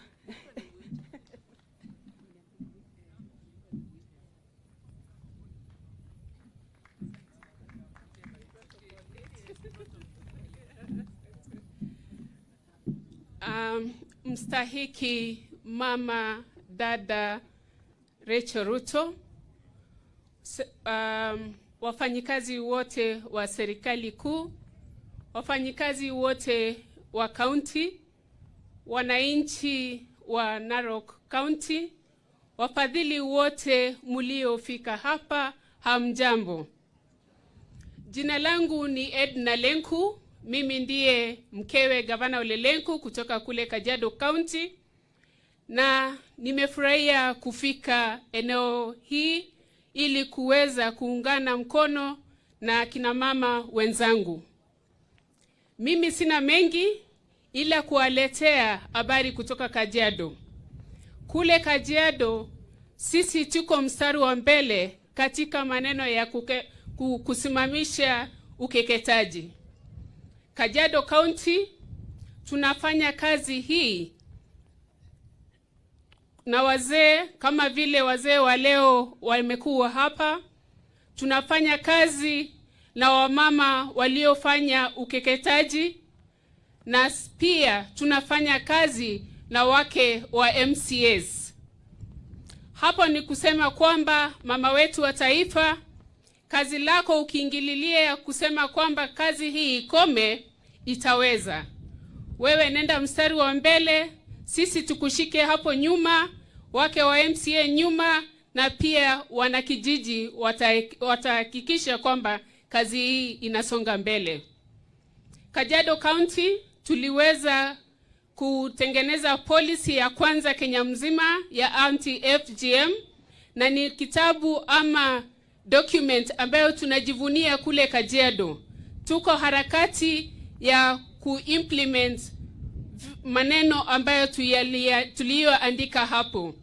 Kwa mfano, mwaka wa 2014 ukeketaji kule kwetu ilikuwa 76%. Mpaka wa leo sasa ukeketaji imeteremka ikafika 22%. Kazi hii inawezekana. Akina mama wenzangu, ninawatia moyo kwamba katika jamii yetu ya Kimasai, wazee ndio wanaobeba nyota ya jamii. Lakini pia sisi tuko nyuma yao. Na tumesema kwamba hatutaki ukeketaji. Tumekuja hapa kusimama wote kama wamama kutoka nchi mzima kuja kuhakikisha kwamba tunaacha ukeketaji. Hili ni jaribio la litimasi ya kuhakikisha kwamba tukifaulu kusimamisha ama kumaliza ukeketaji kwa ajili ya kujenga taifa letu, hakuna kitu sisi kama kina mama tutashindwa. Kwa hivyo tujitie moyo, tufanye kazi kwa umoja, tukijua mama ndiye kinga ama pila ya jamii. Asanteni sana, ninawakaribisha kule Kajiado nyote. Mungu awabariki.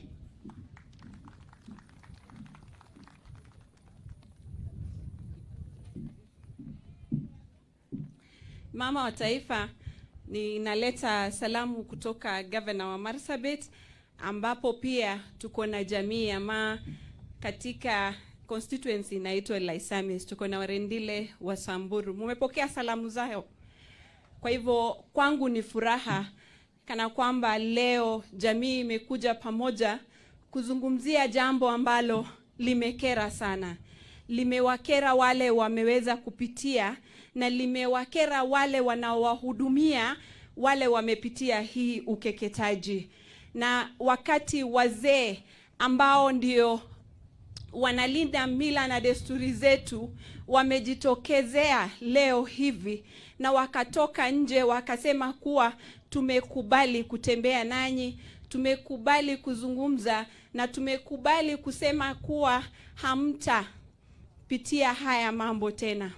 Sio hivyo pekee, mzee aliendelea kusema kuwa atakuwa na alternative right of passage ambayo itafanywa katika desturi na mila na tamaduni zetu, ambapo wao ndio wataweza kutuelekeza kama jamii, kama watoto wao, ili tuweza kufanya yale ambayo yamestahili. Hivyo basi siku ya leo inakuwa ni siku ya furaha, inakuwa ni siku ya kuigwa.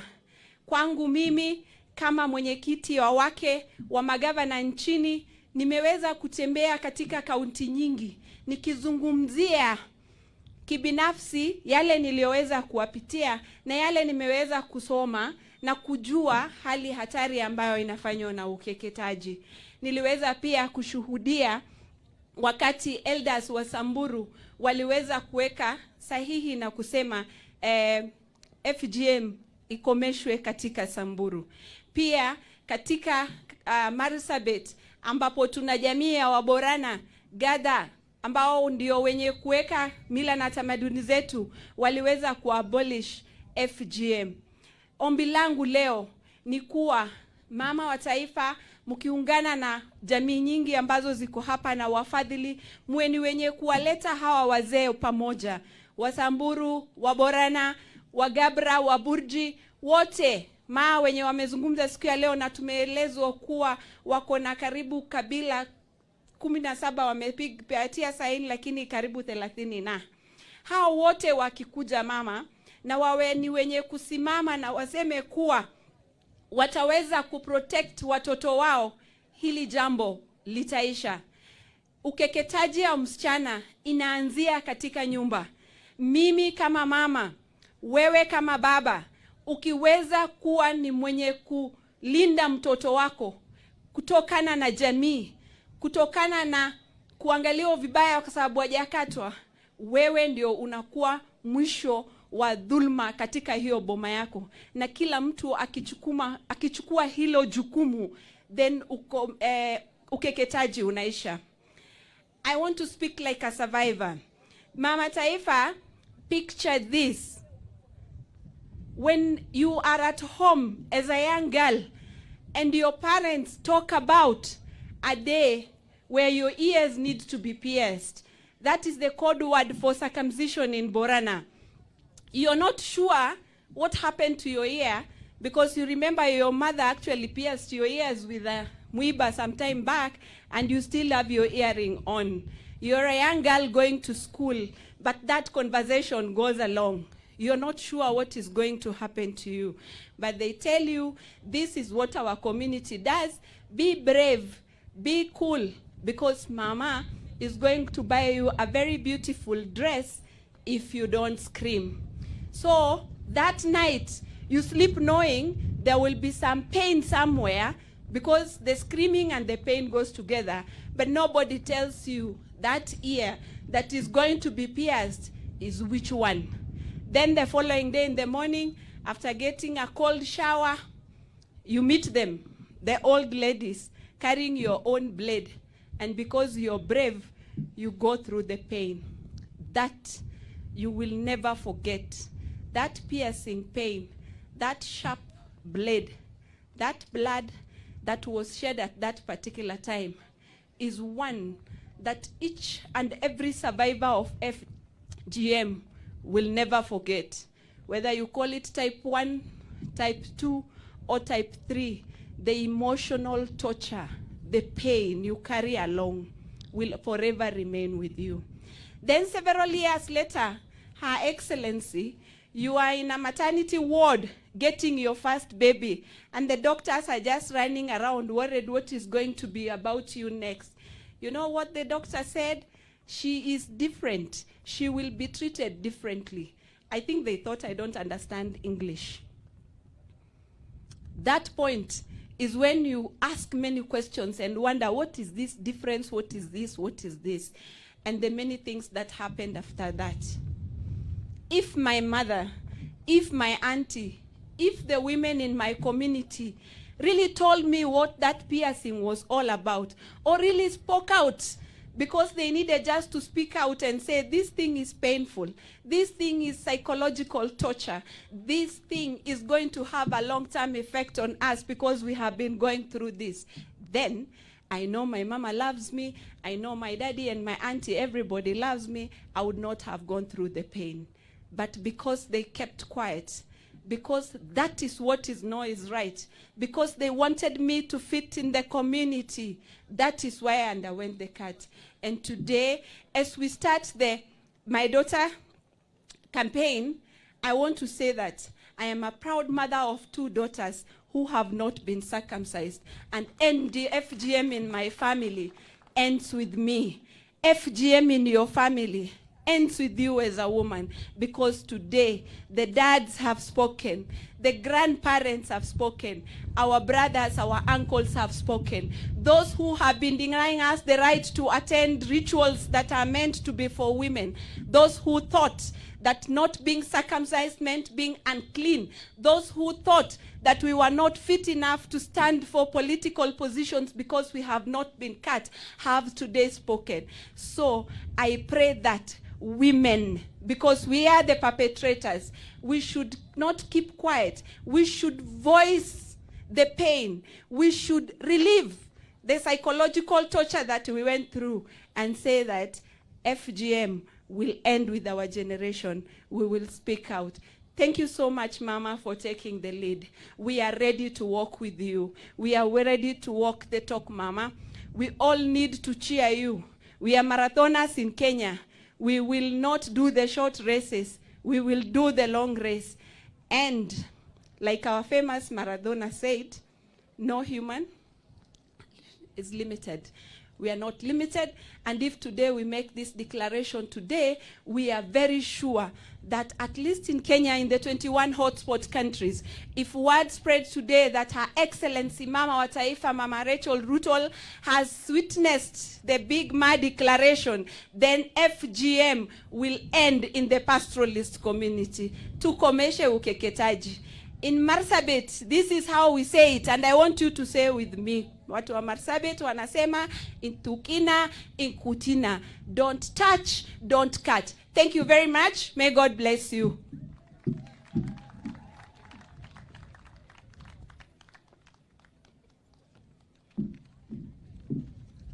Your Excellency, allow me to recognize the following people. We have Mele Wajiro representing UN Women, and after this you are going to give us some remarks. Your Excellency, we have Lilian Kilwake from UNICEF. We also have Alberta Wabua, the Executive Director of GVLC, Nairobi Women's Hospital. Your Excellency, we also have the Vice Chair of GEC, that is National Gender Equality Commission. Thomas Koyil is with us.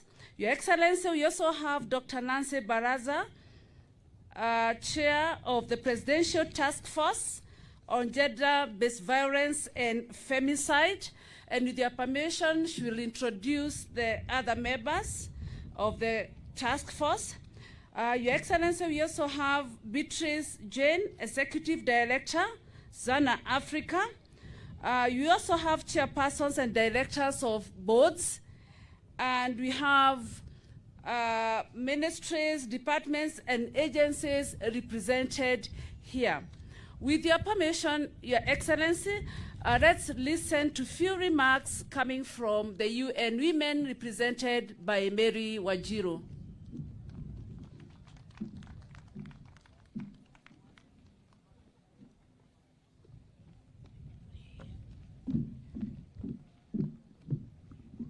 Thank you very much, Madam PS. Your Excellency, the First Lady, all protocols observed, it's a great pleasure to be here. And I bring greetings from Madam Antonia, who has had to leave for the AU. Madam PS is well aware of the meeting at the AU for UNECA. It's such a great pleasure. It's been 30 years of this campaign of ending violence against women and girls, dubbed 16 Days of Activism. And I would call upon us today to start looking at 365 days to end violence against women and girls. What we've witnessed here, for me, for sure, Raju, it was very emotional to just see elders come, to see girls come, to see all of us really look with a lot of passion.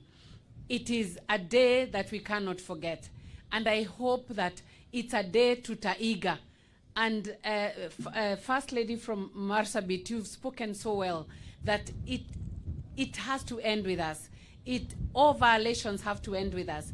Sahi kuna TFGBV ambayo inatatiza watoto wengi sana.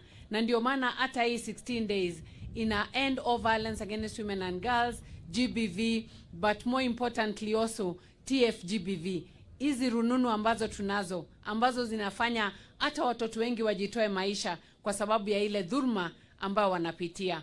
So we thank you for being able to witness with us this day, but also that Kenya has made great strides, very great strides. Saa hii hatuwezi sema tuko kule tulikuwa nyuma. Sheria zipo, watu wameelimishwa vipi ambavyo watakomesha dhulma. So tunategemea sisi wote, and it's all about all of us, all hands on the deck.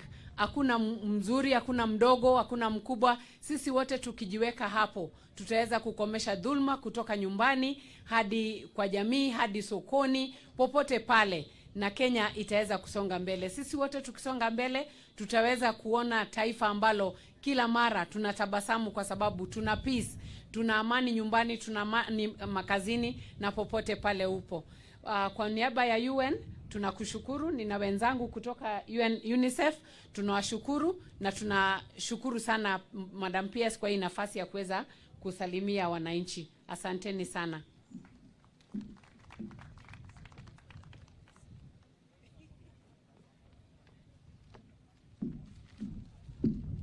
Your Excellency, allow us to invite Dr. Balaza, Justice, to give few remarks.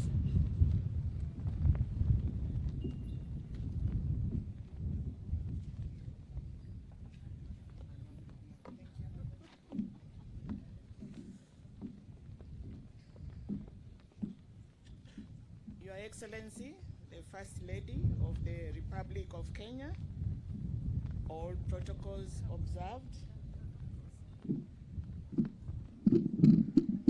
na wananchi wa Kenya nyote hamjamboni. Thank you very much for this opportunity, and thank you for the invitation, Madam PS, for me to be here with the esteemed Kenyans to witness this very, very historic occurrence in our country's history.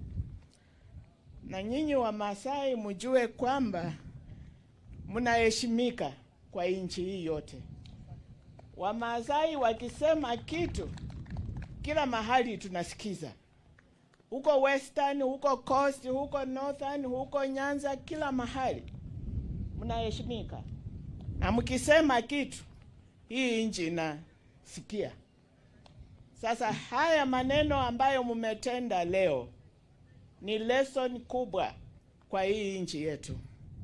Nyinyi mkisema hakuna kukeketa wasichana wetu, nchi itasikiza. Wamasai wakisema tusipige wa mabibi, nchi inasikiza. Kabisa, nyinyi ni watu ambao watu tunasikia. Hata nimesema mungesema hakuna kupiga wa mama, kila mtu atasikia. Okay? Na ninataka tu kuwashukuru kwa hii kitendo ambacho mmefanya leo. Kenya it has taken great strides. Tulikuwa New York mwaka huu mwezi wa March. Na Madam PS akanipa opportunity to present the country report on FGM. The report had been prepared by your own girl, Madam Ipato, the CEO who has been here. Na mimi nikapresent huko kwa dunia yote inasikiza. Nilipomaliza wakasema Kenya is the best. Na wakakuja kuuliza, nyinyi mumefanya nini? Mumeshuka kutoka 70% mumefika 25%. Dunia yote sasa inatufuata kuuliza mumefanya mikakati gani ndio mmeshuka namna hii. Sasa kitendo kama kile mmefanya leo ni kitendo cha muhimu. Dunia yote itakuja kusoma kutoka kwetu. Na nyinyi wa Masai ndio mnatuonyesha nchi ya mzuri. And Your Excellency, I was privileged to chair the Presidential Task Force on Gender-Based Violence, including femicide. That was a great step by the Republic of Kenya and by His Excellency, the President of the Republic. Nobody else in Africa, no country in Africa has ever taken a step to address issues of gender-based violence. And Your Excellency, the First Lady, tell His Excellency, I'm sure you talk once in a while, you talk all the time, I'm told. That is a historical step. And we have presented our report. If it is implemented, and His Excellency is very determined to implement that report, Kenya is going to be a country of equity, of equality, a country which respects the human rights of both men and women. And thank you so much, Madam PS, for inviting me. Thank you. Asante sana. Your Excellency, we are going to have our second last speaker, and that is Mheshimiwa wetu, Mheshimiwa Ken wa eneo hili. Tumkaribishe kwa makofi. Na huyu mheshimiwa wenu ni fire si fire. Fire si fire. Aya, karibu sana mheshimiwa wetu.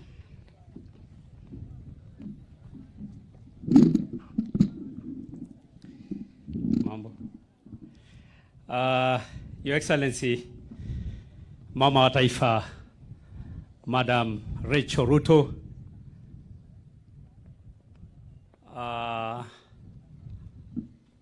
Madam PS wa Gender, Chairman wa Board wa FBN, CEO, First Ladies wa kaunti zetu mbili ya Narok na Kajiado, na chair wao wa Marsabit, ormaasai pookin ootasatote na matudumusi Enkai mesisi Yesu oleng. Bwana asifiwe. Ama eroroko kideita eshe kesumash.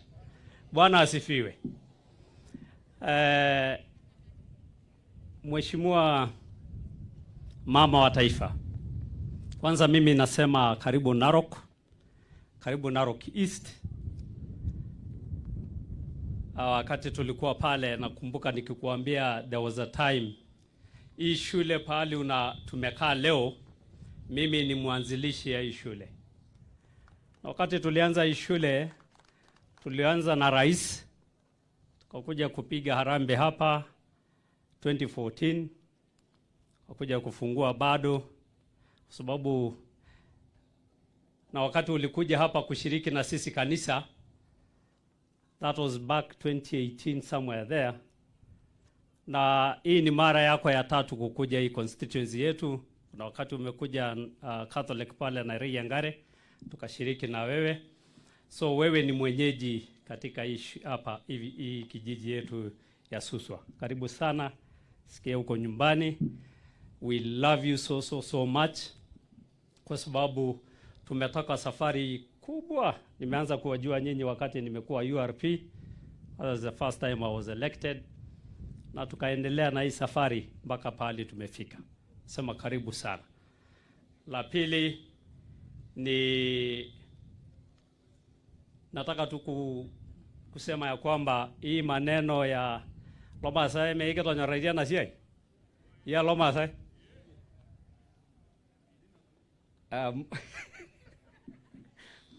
Nilikuwa tunaongea na Mama Rachel akaniambia, kwa nini upigi makofi vizuri? Kaambia butu angalia ile tent. Loma sai meike tonyaraitia na siai. Tai shunye pi. Tonyaraitia. Tudumusi Enkai ndio shunye.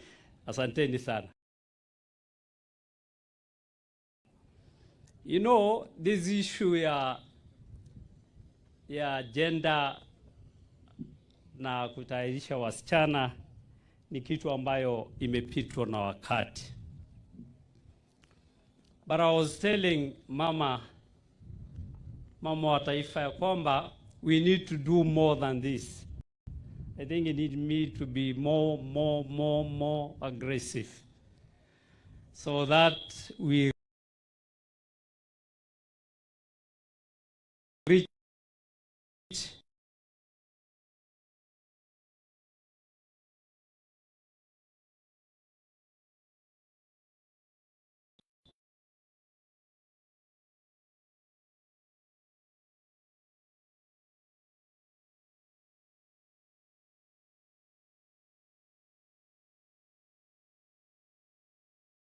ndani ya villages, tusaidiane pale mimi naweza.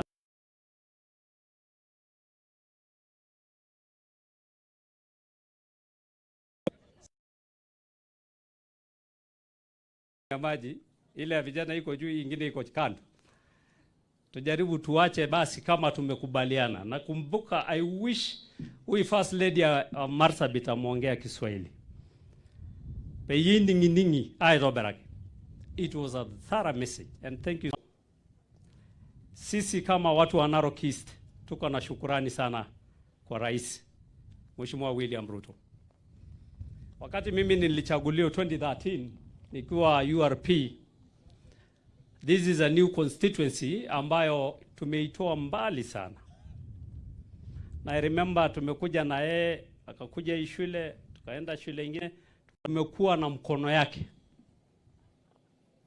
Na wakati kama huu, for the first time in history, tumepata lami kilomita 38 ndani ya hii constituency. That has never happened in history ya ma president wote ambao wako. For the first time, Wamasai wamenunuliwa mashamba, wamerudishiwa ardhi yao kama pale tumerudishiwa Amboseli na rais. Hapa Kidong ametunulia ekari 6,000. Nafikiri huyu ni mtu ambao amependa sisi na sisi tunajivunia kwa hiyo serikali. Wakati tu nilisikia kwamba unakuja hapa, niliwacha kazi yangu yote na kukuja kukua nanyi hapa nyumbani na kukukaribisha, kwa sababu I know very well that wewe kama mama wa taifa uko na jukumu kubwa, na kama ni yangu ni kidogo, wacha niwe nanyi kwa hii kazi ambayo ni ya muhimu kwa taifa hili. Mimi sina mengi kwa sababu nimesema niko pamoja nanyi kwa hii. But ningependa kuuliza kwa unyenyekevu kabisa. Kuna forest iko hapa inaitwa Nosbukia Forest, ambao clashes ya 2019, 1992, 90, when I was in nilikuwa shule, watu walipigana pale, and that forest is bare. And it is a catchment area ambayo ina feed the lower sides ya Narok East. Tunakuomba tu kwa unyenyekevu kabisa, kama utaweza tuchukulie, so that we can do afforestation in that forest and then reduce the cover of that forest. Na kama inawezekana, tutafuta wafadhili watufensie hiyo forest, kwa sababu kuna encroachment ambayo inafanywa, na sisi kama watu wa community hii ya Kekonyoki tumekubali iwe forest ya serikali, so that hata sisi tupate forest within this sub-county.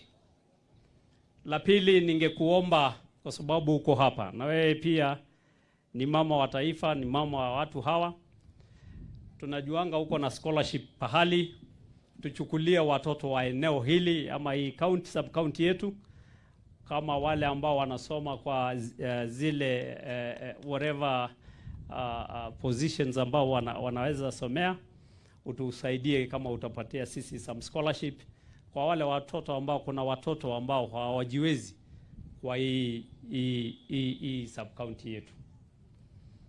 Na kwa sababu nimesema sina mengi, ningependa tu kusema mawili kwa Kimasai. Lo Masai ayu wagenajo amaibangana serikali. Amaibangana serikali amakenyori yok. Amara adwa na serikali amigikaja kenyori yok. Na oro ndongani legenyor masani oro lego siyo yo sidai na ninye irinyenyo usidai. Urmuget sidai yo kaja. Mormuget sidai yo rinjo legai. Na ore 2027 kegrabu inalo ama abesi yok. Aninga bakol tasato lendi mamejo ama abesho maranyo. Ama abesho marang. Ama abesi yo shomarang. Kajo idolta rajo mera ndongani warare rice. Igo monudwa kaja ama ape. Na lazima tuseme two term. Endejo two term. Loma seme amarejo two term. Amarejo two term. Idiate ende musho. Endejo two term. Emegenjo Ruto two term. Ya loma sai. Ata dua nasi na onto monogiti emigirale two term. Ya loma sai. Ata kearata na ya borika yegerati dia shumata le two term. Solid two term. Ninyegiti. Manager, naja sholeng kama yanda ngai Amara walna na dena jito ni aburi na ajo sina na mo yolo na ajo kajita ko loma sai. Na shuko kinda na shamba ndo aje ishunye. Na karibuni Narok, sisi tunawapenda sana. Sijui nirudishe programu yangu hapa.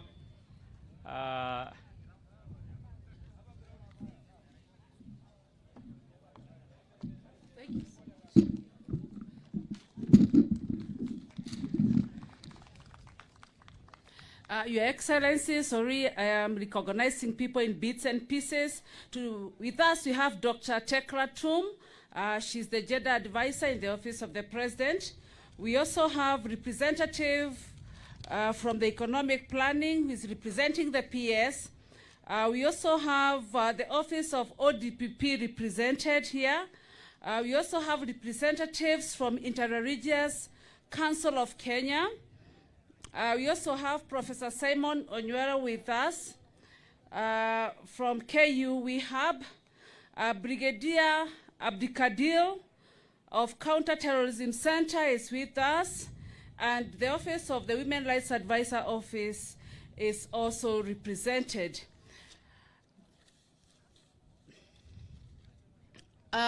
Before I call our distinguished chief guest today, nataka kuwashukuru sana wazee wa Masai. What you have done is ni heshima sana kwetu. Kwa hivyo hata mimi nasema nyinyi ni fire. Fire si fire. Fire si fire. Na mama wetu Lechoruto ni fire si fire. Si mmefurahi sana kuwa na yeye hapa. Asanteni sana. Now, distinguished guests, partners, and advocates, it's now my distinguished privilege and honor to introduce our next speaker. We are truly graced by the presence of a patron of social change and a dedicated champion for the rights and dignity of all Kenyans. Her work in women's empowerment, healthcare, and education has had a transformative impact across our nation. It is now my great honor to call upon Her Excellency Mama Rachel Ruto, the First Lady of the Republic of Kenya, to come to the podium and share her remarks with us. Please join me in giving a warm welcome. Wapi wiboya Mama Rachel Ruto.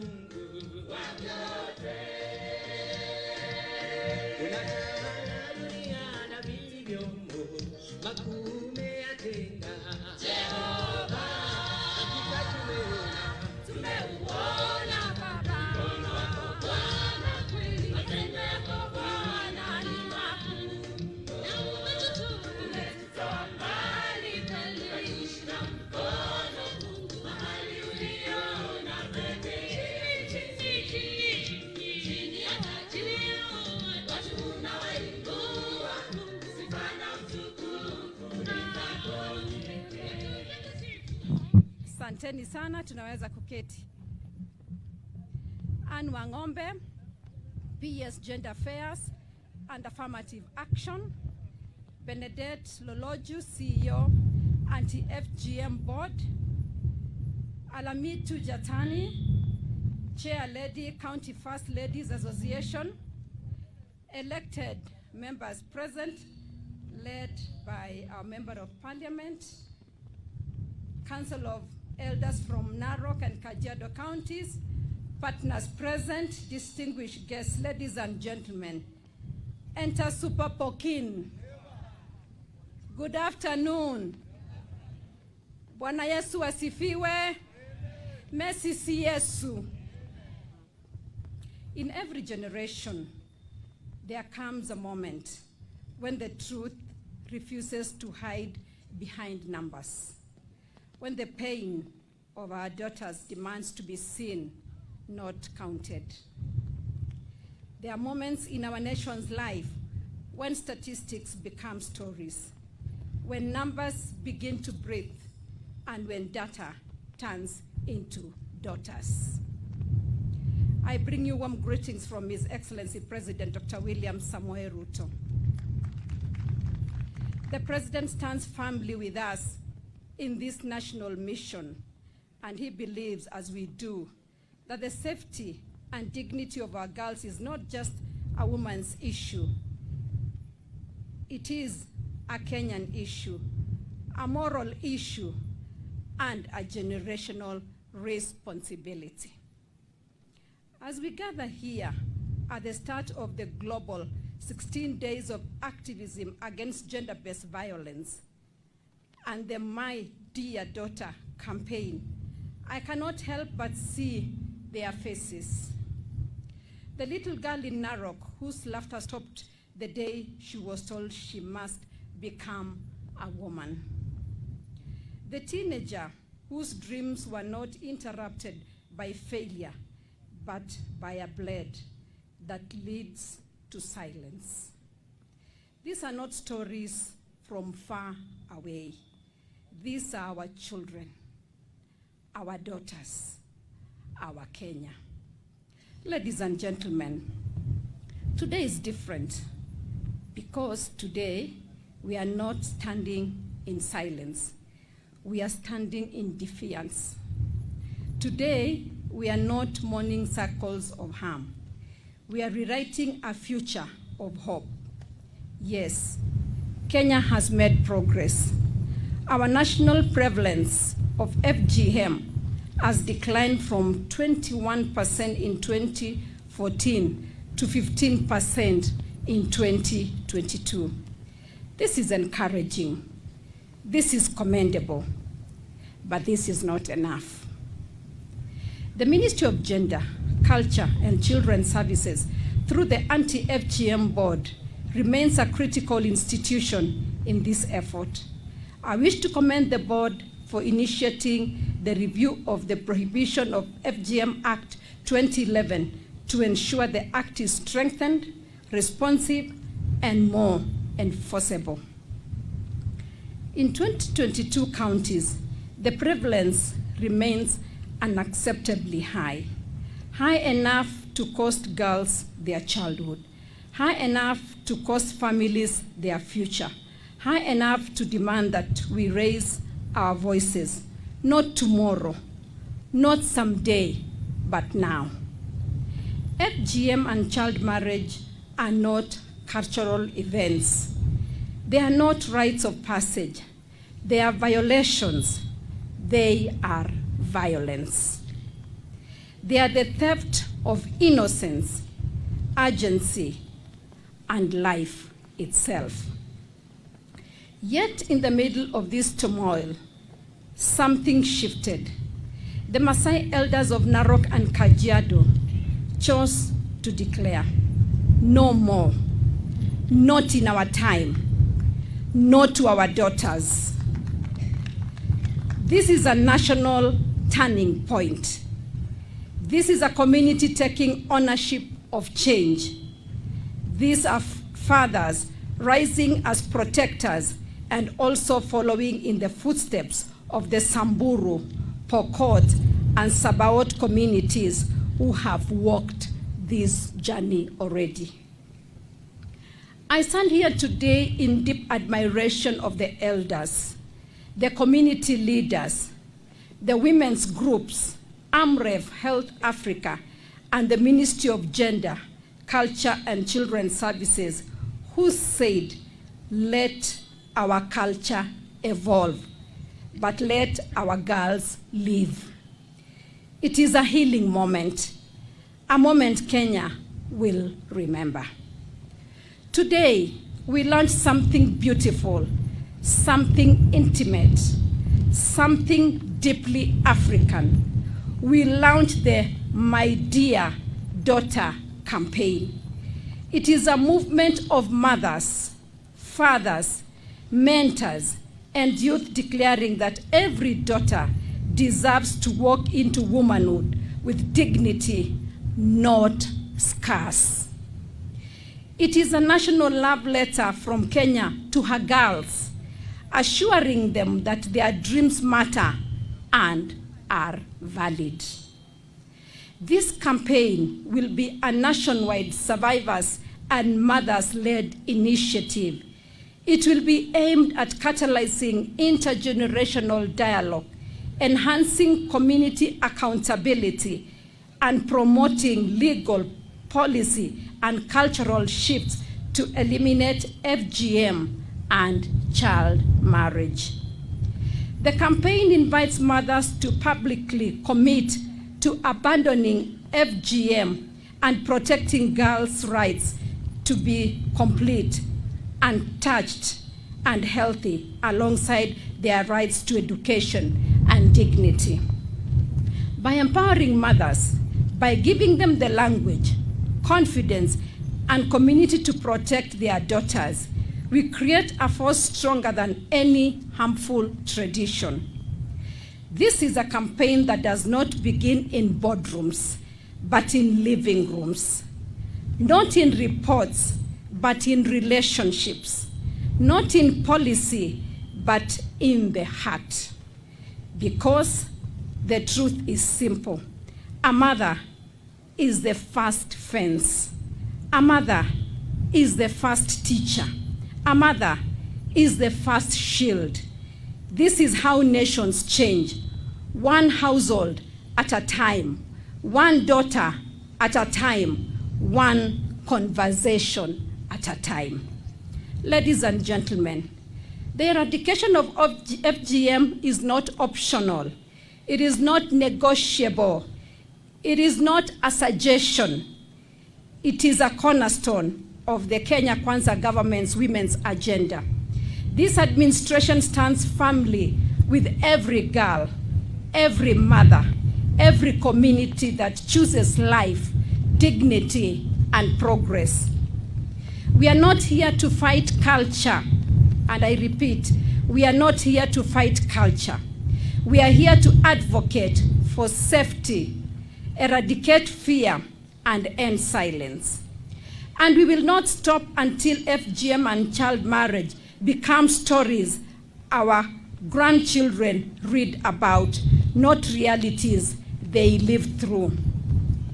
As a mother of this nation, this is my clarion call to our fathers: protect your daughters with the same strength you use to lead your homes. To our mothers, speak boldly, teach fearlessly, stand bravely. To our community elders, use that wisdom not to defend the errors of the past, but to safeguard the dignity of the future.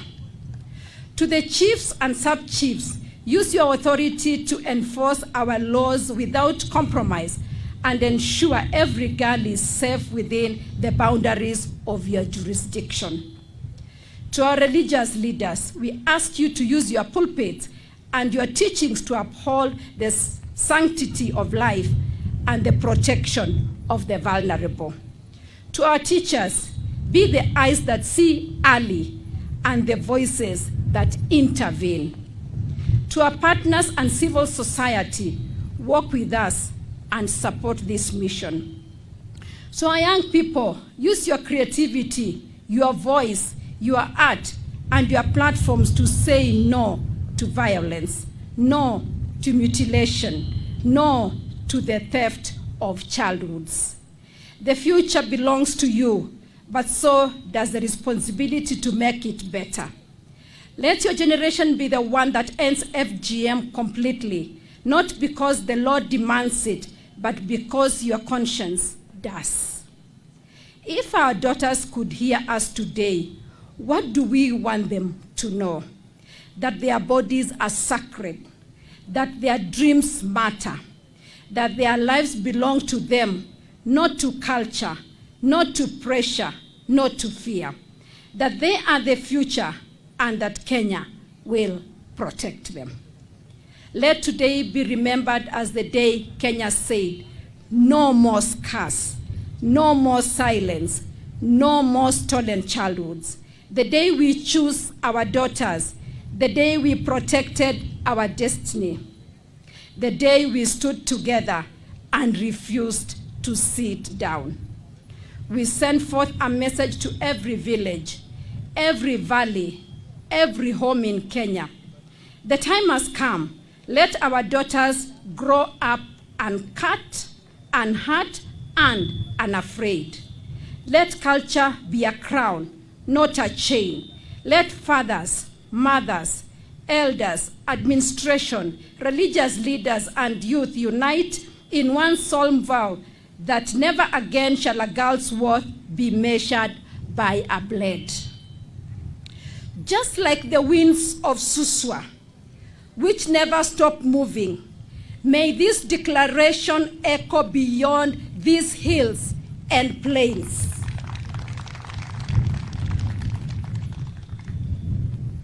Let me repeat that.